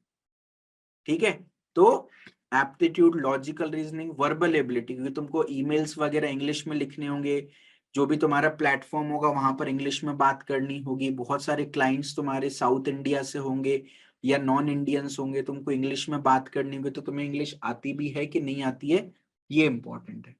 ठीक है, और जो भी तुम्हारी एक इंपॉर्टेंट चीज यहां पर ये देखो, relevant to your field of study का क्या मतलब। कितने बच्चे non C S I T से हैं, come on raise your hand. बहुत सारे बच्चे होंगे जो non C S I T से। आप लोग क्या करते हो पता है, एक बहुत बड़ी प्रॉब्लम, आप अपने रेज्यूमे में ना अपनी ब्रांच का कोई सब्जेक्ट मेंशन ही नहीं करते हो। अब भैया मेरे को आईटी जॉब चाहिए, मैं बेसिक्स ऑफ मैकेनिक्स या बेसिक्स ऑफ सिविल लिखकर भी क्या करूंगा अपने रेज्यूमे में? मेरे भाई, कंपनी को ना जो सिखाना है वो तेरे को सिखा देगी, है ना। कंपनी को इस चीज से मतलब है तूने 4 साल में क्या किया है और वो अच्छे से किया है कि नहीं किया। अगर तूने 4 साल में जो किया है वो अच्छे से किया है, मतलब तू जो काम करता है वो अच्छे से करता है, मतलब तू कंपनी में भी जो काम करेगा वो अच्छे से करेगा। समझ रहे हो? ये इंटरव्यूअर की मेंटेलिटी होती है, इस बेसिस पे सिलेक्शन लेते हैं तुमको। भाई 9 कंपनीज में जब मैं प्लेस्ड हुआ ना, उससे पहले 3 कंपनी से रिजेक्ट भी हुआ हूं। तब मेरे को ये समझ में आ गया था जब तीसरी कंपनी से रिजेक्ट हुआ था ना, ये सारा गेम ना माइंडसेट का है। मैं हर बार इंटरव्यू में अपनी टेक्निकल स्किल शोकेस करने जाता था, अपनी कम्युनिकेशन स्किल शोकेस करने जाता था। चौथे इंटरव्यू से मैं पता क्या क्यों गया, मेरे को कंपनी के लिए ये प्रूफ करना है कि मैं डिजर्विंग कैंडिडेट हूं। अगर तुम मुझे नहीं लोगे ना, तुम बहुत बड़ा नुकसान कर रहे हो। समझ रहे हो? इस एटीट्यूड से जाता था मैं, इस कॉन्फिडेंस से जाता था मैं। तो मैं उनको बोलता था कि 4 साल में मैंने 5 ही चीज सीखी है, अपने रिज्यूमे में 5 चीज लिखी है, लेकिन आप पूछ लो सर कुछ भी जो पूछना है। टीसीएस के इंटरव्यू में मेरे से नॉर्मलाइजेशन पूछा था। नॉर्मलाइजेशन क्या होता है उससे पहले, वाई नॉर्मलाइजेशन, फिर what is normalization, how normalization is performed, 1NF, 2NF, 3NF, BCNF, 4NF, 5NF, drawbacks of normalization, future scope of normalization. 15 minute में आंसर दिया था। उसके बाद इंटरव्यूअर से मैं क्या बोलता, any next question which you want to ask you can ask. Interviewer भी लाइक हो गया बेटा बस ठीक है। सिलेक्शन, डिजिटल पैकेज पे 7 लाख में। समझ रहे? तो कंपनी को इस चीज से मतलब नहीं होता तुमने टेक्निकल में CSIT सीख रखी है, मैकेनिकल। अरे दादा तुम्हें जो आता हो वो तुम्हें अच्छे से आता है कि नहीं आता, उसको तुम इस इंटरव्यू में प्रूफ कर सकते हो कि नहीं कर सकते हो। मतलब तुमने 4 साल में जो भी सीखा है अच्छे से सीखा है, यानी आगे तुम जो भी करोगे अच्छे से करोगे। कंपनी में एट अ टाइम तुम एक किसी प्रोजेक्ट पे काम कर रहे हो कि मतलब तुम किसी एक डोमेन पे काम कर रहे हो कि मतलब तुम किसी एक पर्टिकुलर टीम के अंदर काम कर रहे हो कि मतलब तुम किसी एक पर्टिकुलर टेक्नोलॉजी पे काम कर रहे होगे। किस पे काम कर रहे होगे? एक टेक्नोलॉजी पे। तो कंपनी को ऐसे लोग चाहिए जिसको कम आता हो, लेकिन जो भी सीखा हो ना भाई तरीके से सीखा हो। समझ रहे हो? तो इस चीज का ध्यान रखना भाई। Don't focus on quantity, focus on quality, that is important. अनुशासन में भी क्या पर्पस है, नहीं चाहिए यार मेरे को ज्यादा बच्चे, लिमिटेड चाहिए, क्वालिटी चाहिए, अच्छे बच्चे चाहिए जिनका प्लेसमेंट करा पाओ। समझ रहे हो? इसलिए आपने देखा होगा मोस्ट ऑफ द स्टूडेंट्स के मैंने खुद ही इंटरव्यू लिए, अदरवाइज किसी न किसी सीनियर टीम ने आपका इंटरव्यू लेकर ही आपको सिलेक्ट किया। समझ रहे हो? है ना? चलो आगे बढ़ते हैं नेक्स्ट। बार बार इस चीज पर तो मैं बात कर ही रहा हूं और वो पॉइंट आ भी गया सामने, enhance our communication skills. This is very important. Interviews clear करने में, ग्रुप डिस्कशंस क्लियर करने में बहुत हेल्प करेगी। सबसे पहले तो क्लियरली बोलना सीखो। मैं जब बच्चों के mock, I have taken more than 2000 mock interviews in the course, और मैं मॉक इंटरव्यू में ना रिकॉर्डिंग देता हूँ बच्चों को, और फिर बच्चे मेरे को आके बोलते हैं कि भैया आप सही बोल रहे थे, जब मैंने रिकॉर्डिंग सुनी ना तो मुझे खुद ही नहीं पता चला कि मैंने क्या बोला, अपनी कही हुई बात में समझ नहीं पाया। आज एक लड़की का इंटरव्यू लिया, मैं नाम नहीं लूंगा, उससे पूछा अपने प्रोजेक्ट के बारे में बताओ, उसने पता नहीं क्या तो बताया, मेरी पूरी सिर के ऊपर से गया। जब मैं उसको फीडबैक कॉल दे रहा था तो मैंने उससे सिर्फ एक सवाल पूछा, क्या तुम मुझे बता सकती हो तुमने अपने प्रोजेक्ट को डिस्क्राइब करते समय क्या बोला? तो बोलती है भैया याद नहीं मैंने क्या बोला था। आप सोचो। तो पहली चीज तो क्लियरली बोलना सीखना, अपने थॉट्स को थोड़ा सा बैलेंस्ड आउट रखो, तुम क्या सोच रहे हो, क्या करना चाह रहे हो, और एक्टिवली सुनो इंटरव्यूअर क्या बोल रहा है। This is very important. आप लोगों को कम्युनिकेशन स्किल सुधारनी है ना, कितने लोगों को सुधारनी है बताओ? पता कैसे सुधरेगी? कम्युनिकेट करके सुधरेगी, है ना? आपके कॉलेज में कोई अपॉर्चुनिटी मिलती है पब्लिक स्पीकिंग करने की, लोगों से बात करने की, भगो मत, बात करो। मान लो कोई क्लब, कोई इवेंट वाला आता है ना अपना इवेंट बेचने के लिए कि मेरे अपने कॉलेज में फला फला इवेंट हो रहा है, भागो मत, बोलो यार बढ़िया बकरा आ रहा है, फंसा लेते हैं बकरे को, उसको रोको, सारी डिटेल ले लो इवेंट की, उससे 4 सवाल पूछो, इसमें ऐसा नहीं ऐसा, ऐसा नहीं ऐसा, हाँ इसको ऐसा नहीं ऐसा, वैसा नहीं वैसा, ये नहीं ये नहीं ये, अच्छा हाँ हाँ हाँ ठीक है, हाँ ठीक है सोच के बताऊंगा यार, और निकल लो चुपचाप वहां से।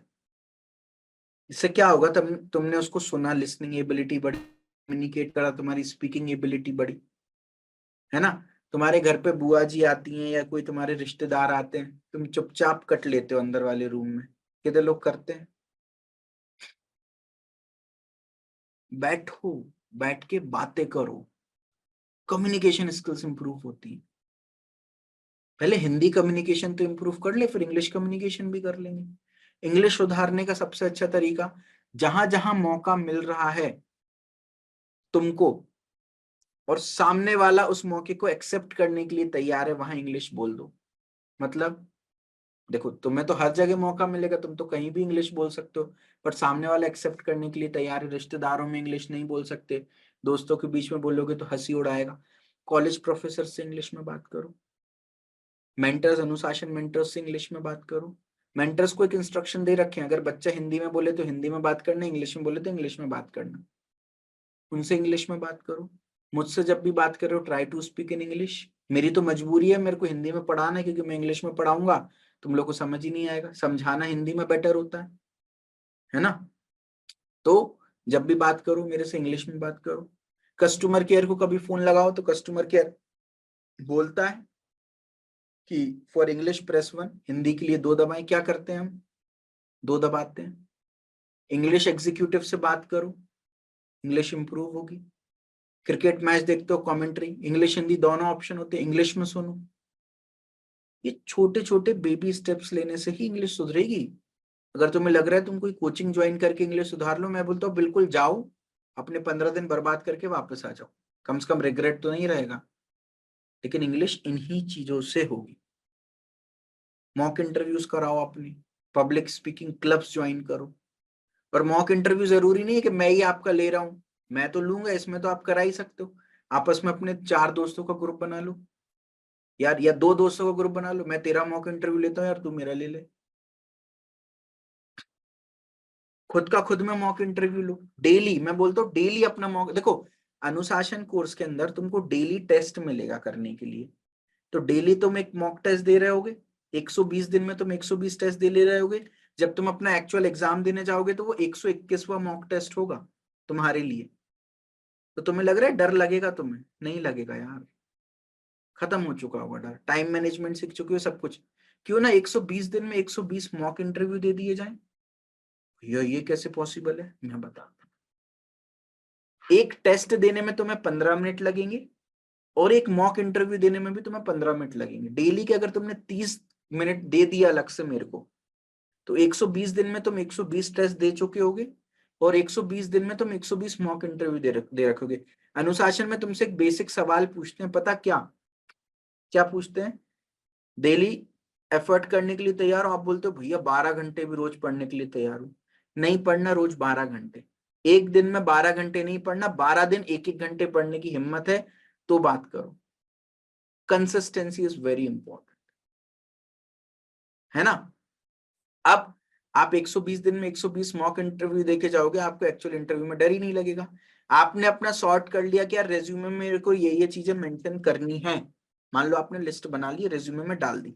अब आप फिर जाओगे चैट जीपीटी पे, आप टाइप करना, provide me most popular interview questions without answers on the following topics important for campus placement in IT companies, fresher provide 3 questions from each topic.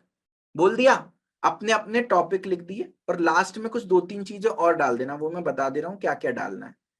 जैसे हर इंटरव्यू में तुमसे कोडिंग क्वेश्चंस पूछे ही जाते हैं, तो वो डाल देना। अपनी टेक्नोलॉजीज डाल दी ऊपर, सी ऊप्स एचटीएमएल जो भी आता हो।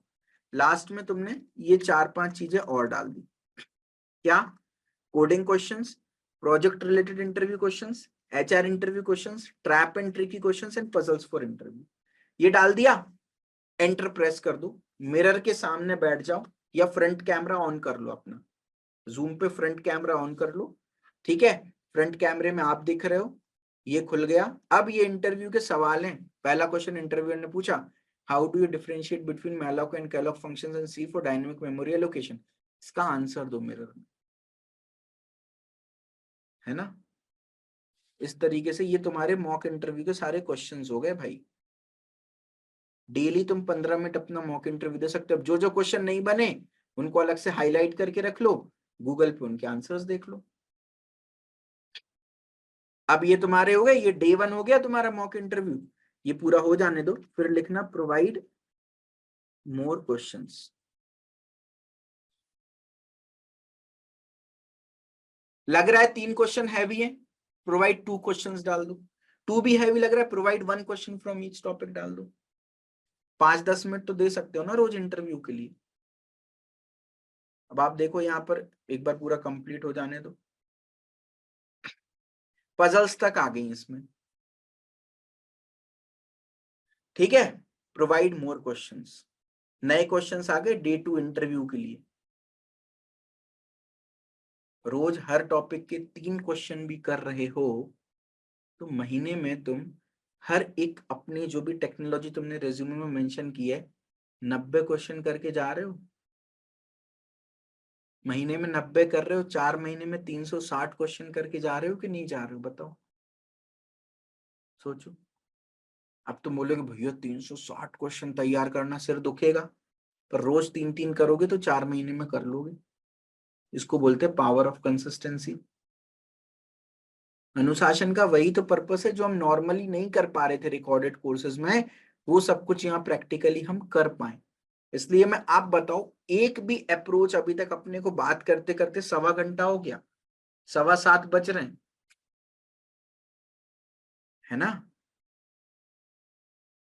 एक भी चीज जो मैंने इम्प्रैक्टिकल बताई हो, या एक भी चीज ऐसी बताई हो जिसमें बहुत एफर्ट लग रहा हो, नहीं बताई ना। बहुत आसान है यार करना, बस रोज जिसने कर लिया ना, मैं बता रहा हूं नेक्स्ट लेवल तैयारी हो जाएगी तुम्हारी, नेक्स्ट लेवल। ये मैं करता था डेली। मेरे को पता क्या करना होता था, गूगल पे जाता था मैं, हर सब्जेक्ट के टॉप 10 क्वेश्चन डालता था, वहां से 3-3 उठा के एक पहले पीडीएफ बनानी पड़ती थी, फिर उस पीडीएफ से मैं मिरर प्रैक्टिस करता था। अभी तो तुम्हारे लिए कितना आसान हो गया। अपने क्वेश्चंस क्या पूछना, अपने क्वेश्चंस नहीं पूछना, सिर्फ ये लाइन लिख देना है। ये मैं तुमको लिख के दे देता हूँ, चैट बॉक्स में डाल देता हूँ, कॉपी कर लो और कहीं न्यू टैब में पेस्ट करके रख लो, ठीक है। बस ये जो ऊपर टेक्नोलॉजीज लिखी है ना कोडिंग क्वेश्चंस के ऊपर तक, वो तुम अपने हिसाब से चेंज कर लेना जो तुम्हें आता हो, और नीचे कोडिंग क्वेश्चन से लेके पजल्स फॉर इंटरव्यू तक सेम रखना, ठीक है। लेकिन पहले आइडेंटिफाई कर लेना क्या चीजें तुमको आती हैं। इसमें ये भी होगा, तुम 3-4-5 दिन इंटरव्यू देना शुरू करोगे ना, तुम्हें पता चल जाएगा यार HTML के सवाल तो मैं एक भी दिन आंसर नहीं कर पा रहा, तो don't you think it's a better option to remove it from the resume? तो साइड बाय साइड तुम्हारा रिज्यूमे भी इंप्रूव होता चल रहा है ना। समझो बात को। इंडिया वर्सेस ऑस्ट्रेलिया मैच में हम पता कहाँ मात खा गए, हम हमारी प्लानिंग में मात खा गए। ऑस्ट्रेलिया टीम का सब डिसाइडेड था पहले से, क्या करना है क्या नहीं करना, कैसे ट्रैप करना है, हम ट्रैप होते चले गए। तो टेक्निकलिटीज अपनी मजबूत रखना है, सिर्फ गधे घोड़ों की तरह ना चलते नहीं रहना है। डेली 2 मिनट ठहरना है, अपने आप से पूछना है क्या मैं सही कर भी रहा हूं नहीं कर रहा हूं, क्या यही मेरा गोल था, आज जो एक्चुअली मेरे को प्लेसमेंट चाहिए उसके लिए मैंने कितना समय दिया और कितना समय मैंने फालतू में गवा दिया, ये अपने आप से पूछना है ना।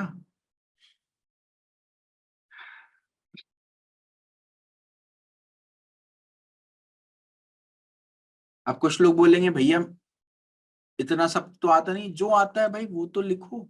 और टेक्निकली कुछ भी नहीं आता तो नीचे से यहां से शुरू कर दो, project related interview question, HR question, tips and trick की। कम से कम कुछ नहीं तो HR इंटरव्यू की तैयारी होगी, कुछ नहीं तो तुम्हारी कम से कम कम्युनिकेशन स्किल्स सही होगी, है ना। ठीक है, आगे बढ़ते हैं।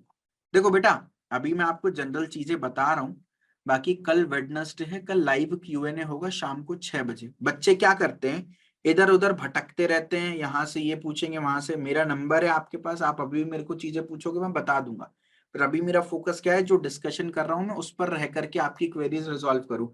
तो कुछ क्वेरीज ऐसी हैं जो मैं जानबूझ के इग्नोर कर दे रहा हूँ। क्यों कर दे रहा हूँ? क्योंकि उसका अभी इस पर्टिकुलर सेशन से कोई रिलेशन नहीं है। तो या तो आप वो क्लास के बाद कॉल करके पूछो, या तो वेडनेसडे लिख लो, पूरे हफ्ते की जो भी चीजें पूछना है। वेडनेसडे को पता क्या होता है, जब मैं लाइव Q&A ले रहा होता हूँ लोग नहीं आते, बहुत कम बच्चे आते हैं उसमें, और फिर पूरे हफ्ते तुम परेशान होते हो। दिमाग से खेलो ना यार। वो इनडेफिनेट लाइव चलता है, जब तक तुम्हारे सवाल चलेंगे तब तक लाइव चलेगा। आराम से आके पूछो जो भी पूछना है, ठीक है। चलो, उसके अलावा वर्कशॉप्स एंड सेमिनार्स अगर कॉलेज में कोई हो रहे हो उनको अटेंड करो। सिर्फ सर्टिफिकेट के लिए मत करो। अगर मान लो 3 दिन की कोई IoT की वर्कशॉप भी हो रही है, तुमने अटेंड कर लिया, तो कम से कम IoT का एक बेसिक आइडिया तो तुमको मिल गया ना। Most of the time interviewer तुम्हारे रेज्यूमे से ही चीजें पूछ रहा होता है, बट कभी कभी हो सकता है वो आउट ऑफ रेज्यूमे भी चला जाए, उसने पूछ लिया बाय मिस्टेक IoT क्या होता है, या IoT का कोई कॉन्सेप्ट पूछ लिया तुमसे, तो तुम उसको बता तो पाओगे सर IoT के कॉन्सेप्ट मुझे नहीं आते, लेकिन IoT क्या होता है वो आता है, और वो मैं आपको बता देता हूँ। बता दो IoT क्या होता है। तो खाली आंसर जाने से अच्छा तो ये है ना कि कम से कम कुछ तो हो।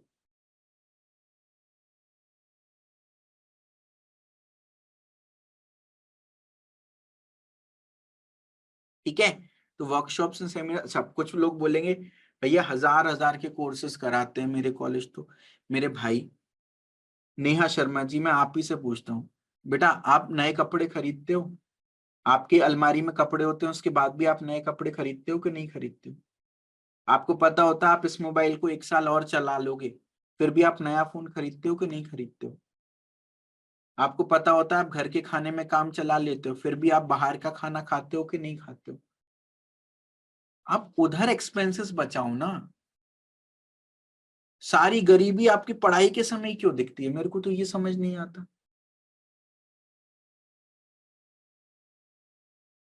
कभी भी पढ़ाई के लिए नहीं सोचना चाहिए, क्योंकि एक इन्वेस्टमेंट है तुम्हारे फ्यूचर के लिए।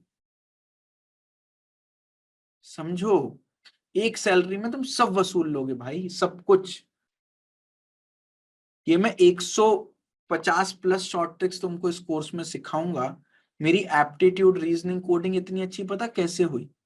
आप गूगल पे सर्च करना यूनिवर्सिटी ऑफ रोड, एक यूनिवर्सिटी है थाईलैंड की, वो पूरे वर्ल्ड की मैथमेटिक्स की सबसे टॉप नॉच यूनिवर्सिटी है। उस यूनिवर्सिटी से मैथमेटिक्स एंड कोडिंग का मैंने कोर्स किया हुआ है। उस कोर्स की फी जानना चाहोगे कितनी थी?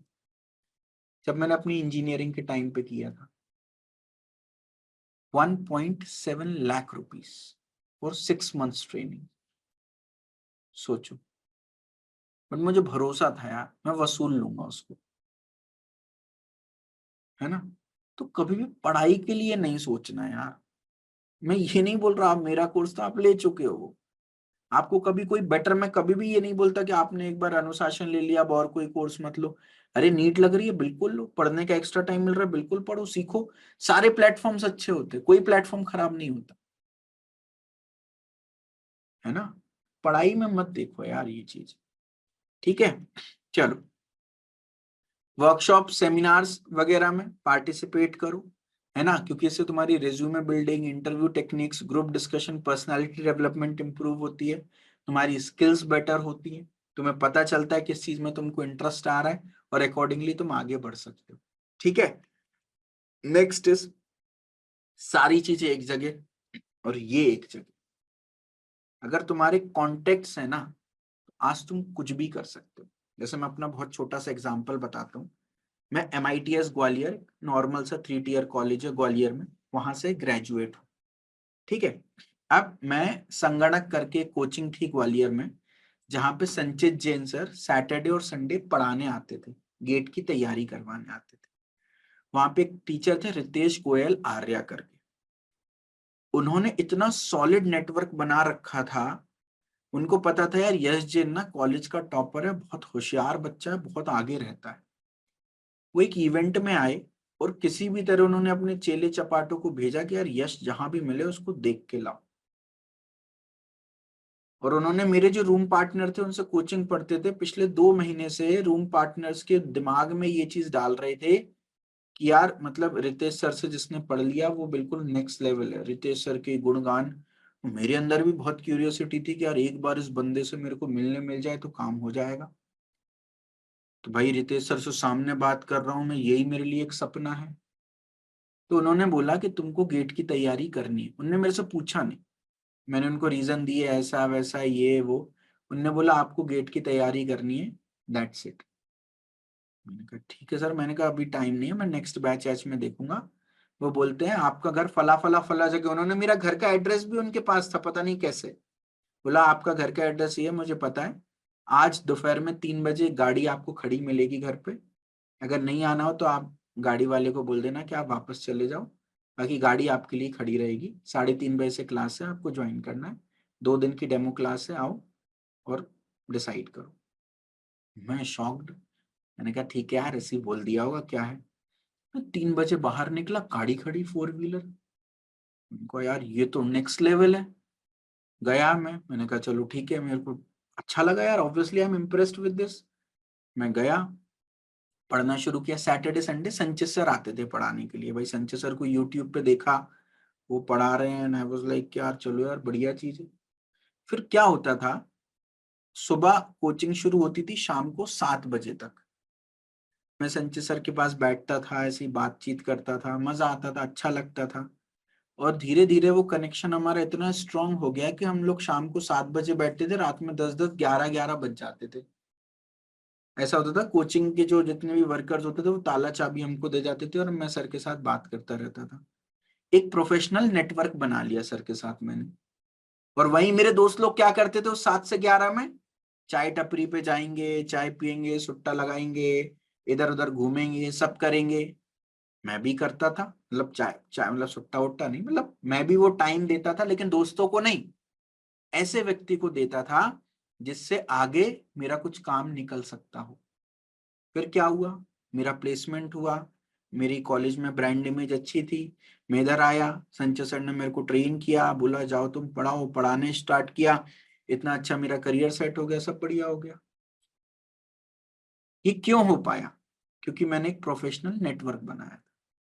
कभी भी तुम किसी को अपने जीवन का 15 मिनट 20 मिनट दे रहे हो ना, तुम सोच के दो क्या सच में वो तुम्हारा टाइम डिजर्व करता है, या आगे जाके वो तुम्हारा कुछ कुछ काम आएगा भी कि नहीं आएगा। जो तुम बाबू सोना करते हो और इतना ब्रेकअप हो जाने पे फूट फूट के रोते हो, आपको कैसे पता भैया? क्योंकि कई बच्चे मुझे कॉल करते हैं अपनी पर्सनल लाइफ की प्रॉब्लम शेयर करने के लिए भी, मेल्स एंड फीमेल्स भी, कि भैया मेरे को ऐसा ऐसा हो रहा है, इसकी वजह से मेरी पढ़ाई इफेक्ट हो रही है। क्यों करते हैं? क्योंकि वो मुझ पर ट्रस्ट करते हैं कि उनकी बात मेरे तक रहेगी। अपने दोस्तों को शेयर कर नहीं सकते, मजाक उड़ाएंगे, पेरेंट्स को शेयर कर नहीं सकते, और किसी और टीचर को शेयर कर नहीं सकते क्योंकि इतना कूल कोई टीचर है नहीं, मेरे से शेयर करते। मैं एक चीज बोलता हूँ, तुम जिसके लिए रो रहे हो उसकी क्या औकात है? उसने कुछ बहुत कुछ कर लिया है क्या जीवन में? कुछ बहुत बड़ा पैकेज है क्या? आईएएस आईपीएस ऑफिसर है क्या? कलेक्टर की बेटी है क्या? कौन है वो जिसके लिए तुम रो रहे हो? क्या मिलेगा तुमको फ्यूचर में उससे? तुम्हारे कुछ काम आएगी वो? बताओ। ये बाबू शोना ना अभी मत करो। करना अच्छी चीज है, मजा आता है करना, लेकिन जब तुम कंपनी में जॉब करने लगो, सेटल हो जाओ ना, जब दोनों कमा रहे हो एक ही कंपनी में, अच्छा है, तब करो खूब। फिर वो तुम्हारा जो रिलेशनशिप है ना, वो मैरिज में भी कन्वर्ट होगा आगे, है ना? वो मैरिज में भी कन्वर्ट होगा और पेरेंट्स भी मान जाएंगे अच्छे से। तो मना नहीं कर रहे, किसी चीज के लिए मना कर दो ना तो ब्रेन एकदम गुस्सा हो जाता है, अरे यार। बोलो भाई रुको, बहुत अच्छी और अच्छी चीज मिलेगी तुमको 2 महीने बाद, रुक जाओ थोड़ा सा, है ना? जैसे आप दुकानदार के पास जाते हो, आपको कपड़े पसंद नहीं आते, दुकानदार बोलता है दीदी 2 महीने और रुक जाओ, नया माल आने वाला है। तो आप क्या करते हो? आप बोलते हो हाँ ठीक है 2 महीने बाद ले लेंगे। तो कभी भी ब्रेकअप हो जाए तो बोले रुक जा भाई, अभी 2 साल बाद नया माल आने वाला है, बस ब्रेन सेटल डाउन हो जाएगा भाई, ठीक है, मजा आएगा। ठीक है, वेरी गुड। तो एक प्रोफेशनल नेटवर्क बिल्ड करो, लिंक्डइन पे प्रोफाइल बनाओ, जो तुम्हारे कॉलेज के एल्यूमिनाई हैं आज अच्छी जगह पहुंच गए उनसे कनेक्ट करो, उनसे बात किया करो, बीच बीच में हालचाल पूछा करो, उनको बताया करो। कुछ नहीं तो ऐसे ही गाइडेंस लेने चले जाओ, भैया मैं ऐसा ऐसा कर रहा हूँ, बताओ सही कर रहा हूँ कि नहीं कर रहा हूँ। बात करो उनसे। मेंटर्स से एक अच्छा नेटवर्क बना के रखो, क्योंकि वो जिस भी कंपनी में काम कर रहे हैं वहां तुमको रेफरल लगवाने में हेल्प कर सकते हैं, हमारे सीनियर्स हेल्प कर सकते हैं। कॉलेज के जो फैकल्टीज तुमको लगता है दमदार फैकल्टीज हैं, क्वालिटी वाले हैं, उनके साथ टाइम स्पेंड करो, है ना। या तुम्हारा कोई ऐसा दोस्त जो तुम्हारे कॉलेज या तुम्हारे कोई दूसरे कॉलेज में जिसका लग रहा है तुम्हें कि यार इसका तो प्लेसमेंट हो ही जाएगा, उससे बातचीत करो, उससे सीखो चार बातें। तो यहाँ पर टाइम दो।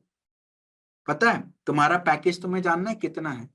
तुम्हारा जो फ्रेंड सर्कल है ना, उन पांचों का पैकेज, मान लो 5 दोस्तों का तुम्हारा फ्रेंड सर्कल है इंक्लूडिंग यू, पांचों का जो पैकेज होने वाला है ना इन फ्यूचर, उसको ऐड करो, डिवाइड बाय 5 कर दो, यानी उसको एवरेज आउट कर दो, वही तुम्हारा पैकेज होगा। भैया ऐसे तो नेगेटिव में चला जाएगा, तो दोस्त बदलो ना मेरे भाई, है ना। लिंक्डइन पर नेटवर्क कैसे बनाए? कुछ नहीं भाई, लिंक्डइन प्रोफाइल बनाओ, लोगों को फॉलो करो, उनसे बात करो, जो भी तुम अच्छा कुछ अचीव कर रहे हो डालो वो। मैं, मेरा प्लेसमेंट होगा, अनुशासन की ट्रेनिंग कर रहा हूँ, इस ट्रेनिंग में मान लो किसी टेस्ट में तुम्हारा अच्छा रिजल्ट आया, डालो कि कंपनी के प्रीवियस ईयर क्वेश्चंस का टेस्ट था और मेरे पूरे में से पूरे नंबर आए। लोग देखते हैं, रिक्रूटर्स देखते हैं। क्या होता है, जैसे मान लो मैं जब काम करता था अमेजोन में, उस समय ना अमेजोन में ऐसा होता था कि आप रेफरल दोगे और आपका बंदा अगर हमने सिलेक्ट कर लिया तो आपको 50,000 रुपये बोनस मिलेगा, और आपका बंदा रिजेक्ट कर दिया तो आपको एक ब्लैक पॉइंट मिलेगा।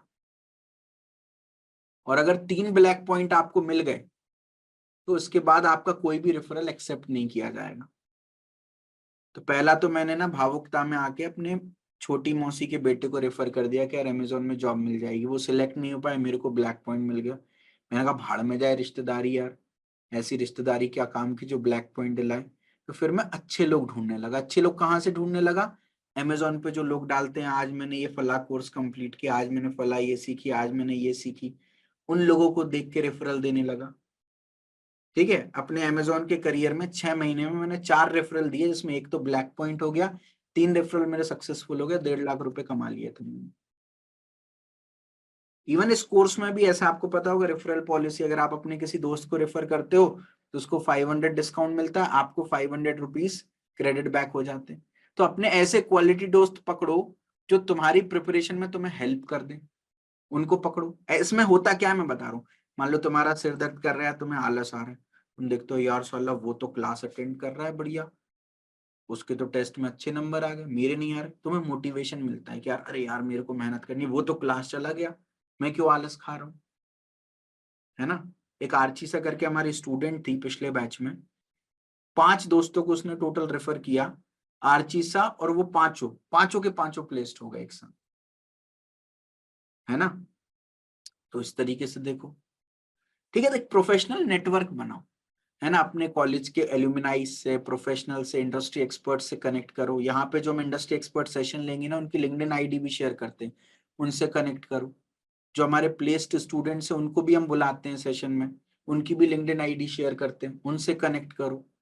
करियर फेयर्स कहीं पर हो रहे हो, कहीं पर कंपनी प्रेजेंटेशंस हो रही हैं जहाँ पे रिक्रूटर्स से बात करने का मौका मिल रहा है, वहां पर जाओ। इंडस्ट्री के बारे में और सीखने को मिल रहा है, वहां पर जाओ, है ना। इन सबसे तुम्हें कंपनीज के बारे में, इंडस्ट्री के बारे में पता चलेगा, रेफरल्स मिलेंगे, जॉब अपॉर्चुनिटीज मिलेंगी। ठीक है।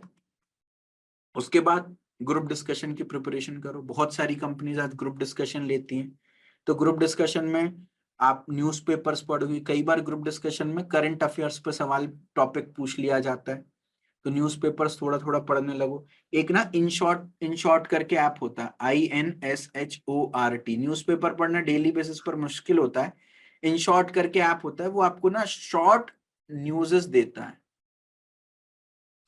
है ना, क्या चल रहा है दुनिया में, छोटी छोटी न्यूज, और वो आपको नोटिफिकेशन आ जाता है।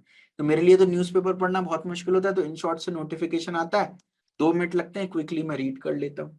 तो मैं अवेयर रहता हूँ क्या चल रहा है मार्केट में, है ना। अपने थॉट्स को एक्सप्रेस करना सीखो, है ना, लोगों को सुनना सीखो, थॉट को वर्ड्स में कन्वर्ट करना सीखो। ये सारी चीजें तुम्हें बहुत हेल्प करने वाली है। उसके बाद मॉक इंटरव्यूज बहुत इंपॉर्टेंट है, जैसे मैंने आपको बताया है ना। ग्रुप डिस्कशन की मैं बात कर रहा था, तो उसके लिए मैं आपको एक चीज और बता देता हूँ। कोर्स में अनुशासन के अंदर ना इंटरव्यू प्रिपरेशन में आप आओगे 2.8 में, तो इधर ग्रुप डिस्कशन का भी कंटेंट प्रेजेंट है ना, उसको एक बार देख लेना, ठीक है।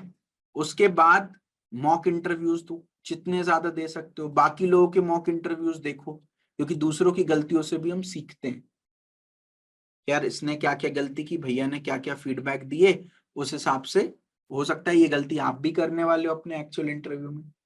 तो बाकी बच्चों के मॉक इंटरव्यूज देखो, उससे बहुत हेल्प मिलेगी। यूट्यूब पर पड़े हुए हैं बहुत सारे मॉक इंटरव्यूज, है ना। उसके बाद अपने फ्रेंड्स के साथ, सीनियर्स के साथ या करियर काउंसलर्स के साथ मॉक इंटरव्यू प्रैक्टिस करो, है ना। देखो मॉक इंटरव्यू का पर्पस पता क्या होता है, आपके रिज्यूमे के हिसाब से क्या इंटरव्यू क्वेश्चंस बन सकते हैं वो आपको पता चल जाता है। कई बच्चों ने सीधा सीधा रिपोर्ट किया, भैया मॉक इंटरव्यू में जो आपने सवाल पूछे थे 90% क्वेश्चन वही के वही आ गए मेरे एक्चुअल इंटरव्यू में। एक रीजन मॉक इंटरव्यू का। दूसरा रीजन क्या है मॉक इंटरव्यू देने का, अगर आपको ट्रैप किया जा रहा है तो कैसे किया जा रहा है इंटरव्यू के अंदर, और कैसे आप उस ट्रैप से बाहर आ सकते हो वो आप सीखोगे। तीसरी चीज कम्युनिकेशन आप सीखोगे, ठीक है। मॉक इंटरव्यूज तो जितने ज्यादा दे सकते हो। और last step which is the most important, अगर ये नहीं है तो बाकी 9 बेकार है, कॉन्फिडेंट। मैंने क्या बोला, इंटरव्यू हॉल में जब घुसो ना, एक मेंटल क्लैरिटी रखना, इस लेवल पे परफॉर्म करना है, इस लेवल पे खेलना है कि अगर सामने वाले ने रिजेक्ट किया ना, तो उसके अंदर एक बार थॉट ये आ जाना चाहिए, भाई तू मेरे को रिजेक्ट कर रहा है ना, तू बहुत बड़ी गलती कर रहा है।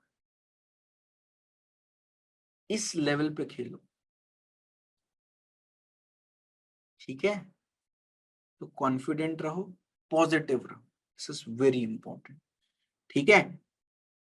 अप्स एंड डाउन्स आएंगे, अपने आप पे बिलीव रखो, अपने आप को कॉन्फिडेंस के साथ प्रेजेंट करो, मोटिवेटेड रहो और प्रोएक्टिव रहो। ऐसा नहीं कि एक आध कोई मतलब जरा सी तबीयत खराब हो गई तो पड़े हैं, या पढ़ाई छूट गई 4 दिन तक तो पढ़े ही हैं, फिर बिल्कुल गिव अप ही कर दिया, ठीक है। और रिजेक्शन फेस कर लिया तो बैठ के कोने में रो रहे हो, है ना। तो ये सब नहीं करना है। Even if you face rejection, थोड़ा सा पेशेंस रखना है, हर एक एक्सपीरियंस से सीखना है और अपनी अप्रोच को रिफाइन करना है ना। अगले सेशन से पहले ना मैं एक इंडस्ट्री एक्सपर्ट का एक फोल्डर बना दूंगा। अभी तक जितने भी इंडस्ट्री एक्सपर्ट्स आए ना, सबके एक बार आप सेशन देखना। ये सारे वो लोग थे जो आपके कॉलेज से ही उठकर, आपसे भी कम स्किल सेट होने के बाद भी, इनिशियली 8-8 10-10 फेलियर पाने के बाद भी आज फैंग कंपनीज में करोड़ों के पैकेज पर बैठे, है ना, ठीक है। तो इस चीज का अपन ध्यान रखेंगे। तो आज की क्लास में मेरे ख्याल से इसी को कवर करते हैं। नेक्स्ट क्लास से अपन अपनी कोडिंग जो है वो प्रॉपर तरीके से स्टार्ट करेंगे। कल शाम को 6 बजे आपका एक सेशन होगा which is a Q&A session, जिसमें आपके जो भी डाउट कंफ्यूजन है, जो कुछ भी है, ठीक है, वो अपन क्लियर कर लेंगे। क्लैरिटी है? ओके जी। अच्छा, आप लोगों को क्या करना है ना, अभी से एक चीज करनी है, काफी लोग कर भी रहे हैं डेली बेसिस पे। देखो, आपको पहले तो लाइव क्लास की रिकॉर्डिंग कहाँ मिलेगी वो मैं आपको बता देता हूँ। आज कोई भी होमवर्क मैं नहीं दे रहा हूँ, आप MPH लाइव क्लास रिकॉर्डिंग वाले कोर्स में जाना। यहाँ पर आपको अपकमिंग लाइव क्लासेस के अंदर ही पुरानी क्लासेस की भी रिकॉर्डिंग इधर मिल जाएगी, ठीक है। तो इनको आप देखते रहना, और आज की क्लास की भी आपको रिकॉर्डिंग यहाँ पर देखने को मिल जाएगी, तो इनको आप चेक करते रहना, ठीक है। और आपको आज की क्लास के नोट्स भी इधर ही मिल जाएंगे, इसी के नीचे, हर क्लास के नीचे देखो उसके नोट्स मिल रहे हैं। इसी तरीके से आज की क्लास के नोट्स भी इसके नीचे मिल जाएंगे। हर क्लास के बाद आपको क्या करना है, आज की क्लास अगर आपको पसंद आई हो, आपको लगा हो कि यार मैंने कोई वैल्यूएबल इंसाइट दी है, आपको लगा हो कि आज की क्लास में मैंने जो कुछ भी कवर किया उससे आपकी लाइफ में कोई चेंज आएगा, तो आपको लॉग इन करने के बाद यहाँ पर ऐड रिव्यू का बटन दिखेगा, ठीक है। डेफिनेटली जाना और जो भी आपका फीडबैक है वो यहाँ पर टाइप करना। उससे क्या होता है, जब मैं उसको देखता हूँ, एक एक फीडबैक को पढ़ता हूँ, मुझे खुशी मिलती है कि यार आप लोग मेरे बारे में क्या सोचते हो, मेरी क्लासेस आपको पसंद आ रही हैं कि नहीं आ रही है। मुझे अंदर से कॉन्फिडेंस मिलता है बेटा। I am not a kind of person जो 7:30 देख करके क्लास एंड कर दे या जो सिर्फ अपना अपना पढ़ा करके चला जाए। I really care about you, इसलिए बहुत धीरे धीरे आराम आराम से मैं पढ़ा रहा हूँ और आप लोग की सारी चीजें देख करके, सोच करके, समझ करके आपसे बात भी करता जा रहा हूँ बीच में, और बिल्कुल लीस्ट एफर्ट वाली, most practical, most result oriented approach में आपको बता रहा हूँ। ठीक है, तो जो भी आपका फीडबैक हो वो आप डेफिनेटली डालिएगा। Just a minute.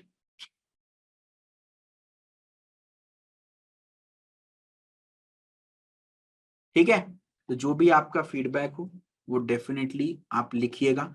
और देखो क्या होता है ना, मेरे लिए तो सारे बच्चे बराबर हैं, मैं आपका सबका कॉल उठाऊंगा, सबसे बात करूंगा, लेकिन कई बार समय कम होता है तो मुझे भी, मेरे पास चॉइस होती है कि मैं किससे पहले बात करूं, किससे बाद में बात करूं। तो यार एक होता है ना, यार ये बच्चा सिंसियर है, ये बच्चा मेरी बात मानता है, ये बच्चा मेरे को सच में फॉलो करता है, तो वो मुझे कैसे पता चलेगा? एक तो आपकी प्रोग्रेस से, आप क्लासेस आ रहे हो नहीं आ रहे हो, पढ़ रहे हो नहीं पढ़ रहे हो। दूसरा आपके फीडबैक से, मुझे पता है कि यार अमान ने मेरे को फीडबैक दे रखा है, तो मेरे को अमान का नाम पता है कि यार हाँ, मतलब he is a sincere candidate. ठीक है, श्रेनिक हमेशा फीडबैक देते हैं, अभिषेक हमेशा फीडबैक देते हैं, तो मेरे को पता है ये चीज। तो जो भी आपका फीडबैक हो जा करके जरूर से दीजिएगा, और कोई भी डाउट कंफ्यूजन हो, मेंटर है आपकी सेवा में आपके लिए उपलब्ध। और बस यार पढ़ाई करते रहो और मुस्कुराते रहो, ठीक है ना? ओके जी, चलिए, कोई भी दिक्कत तकलीफ हो आप अपने मेंटर से कांटेक्ट कर सकते हो। ठीक है, ओके जी।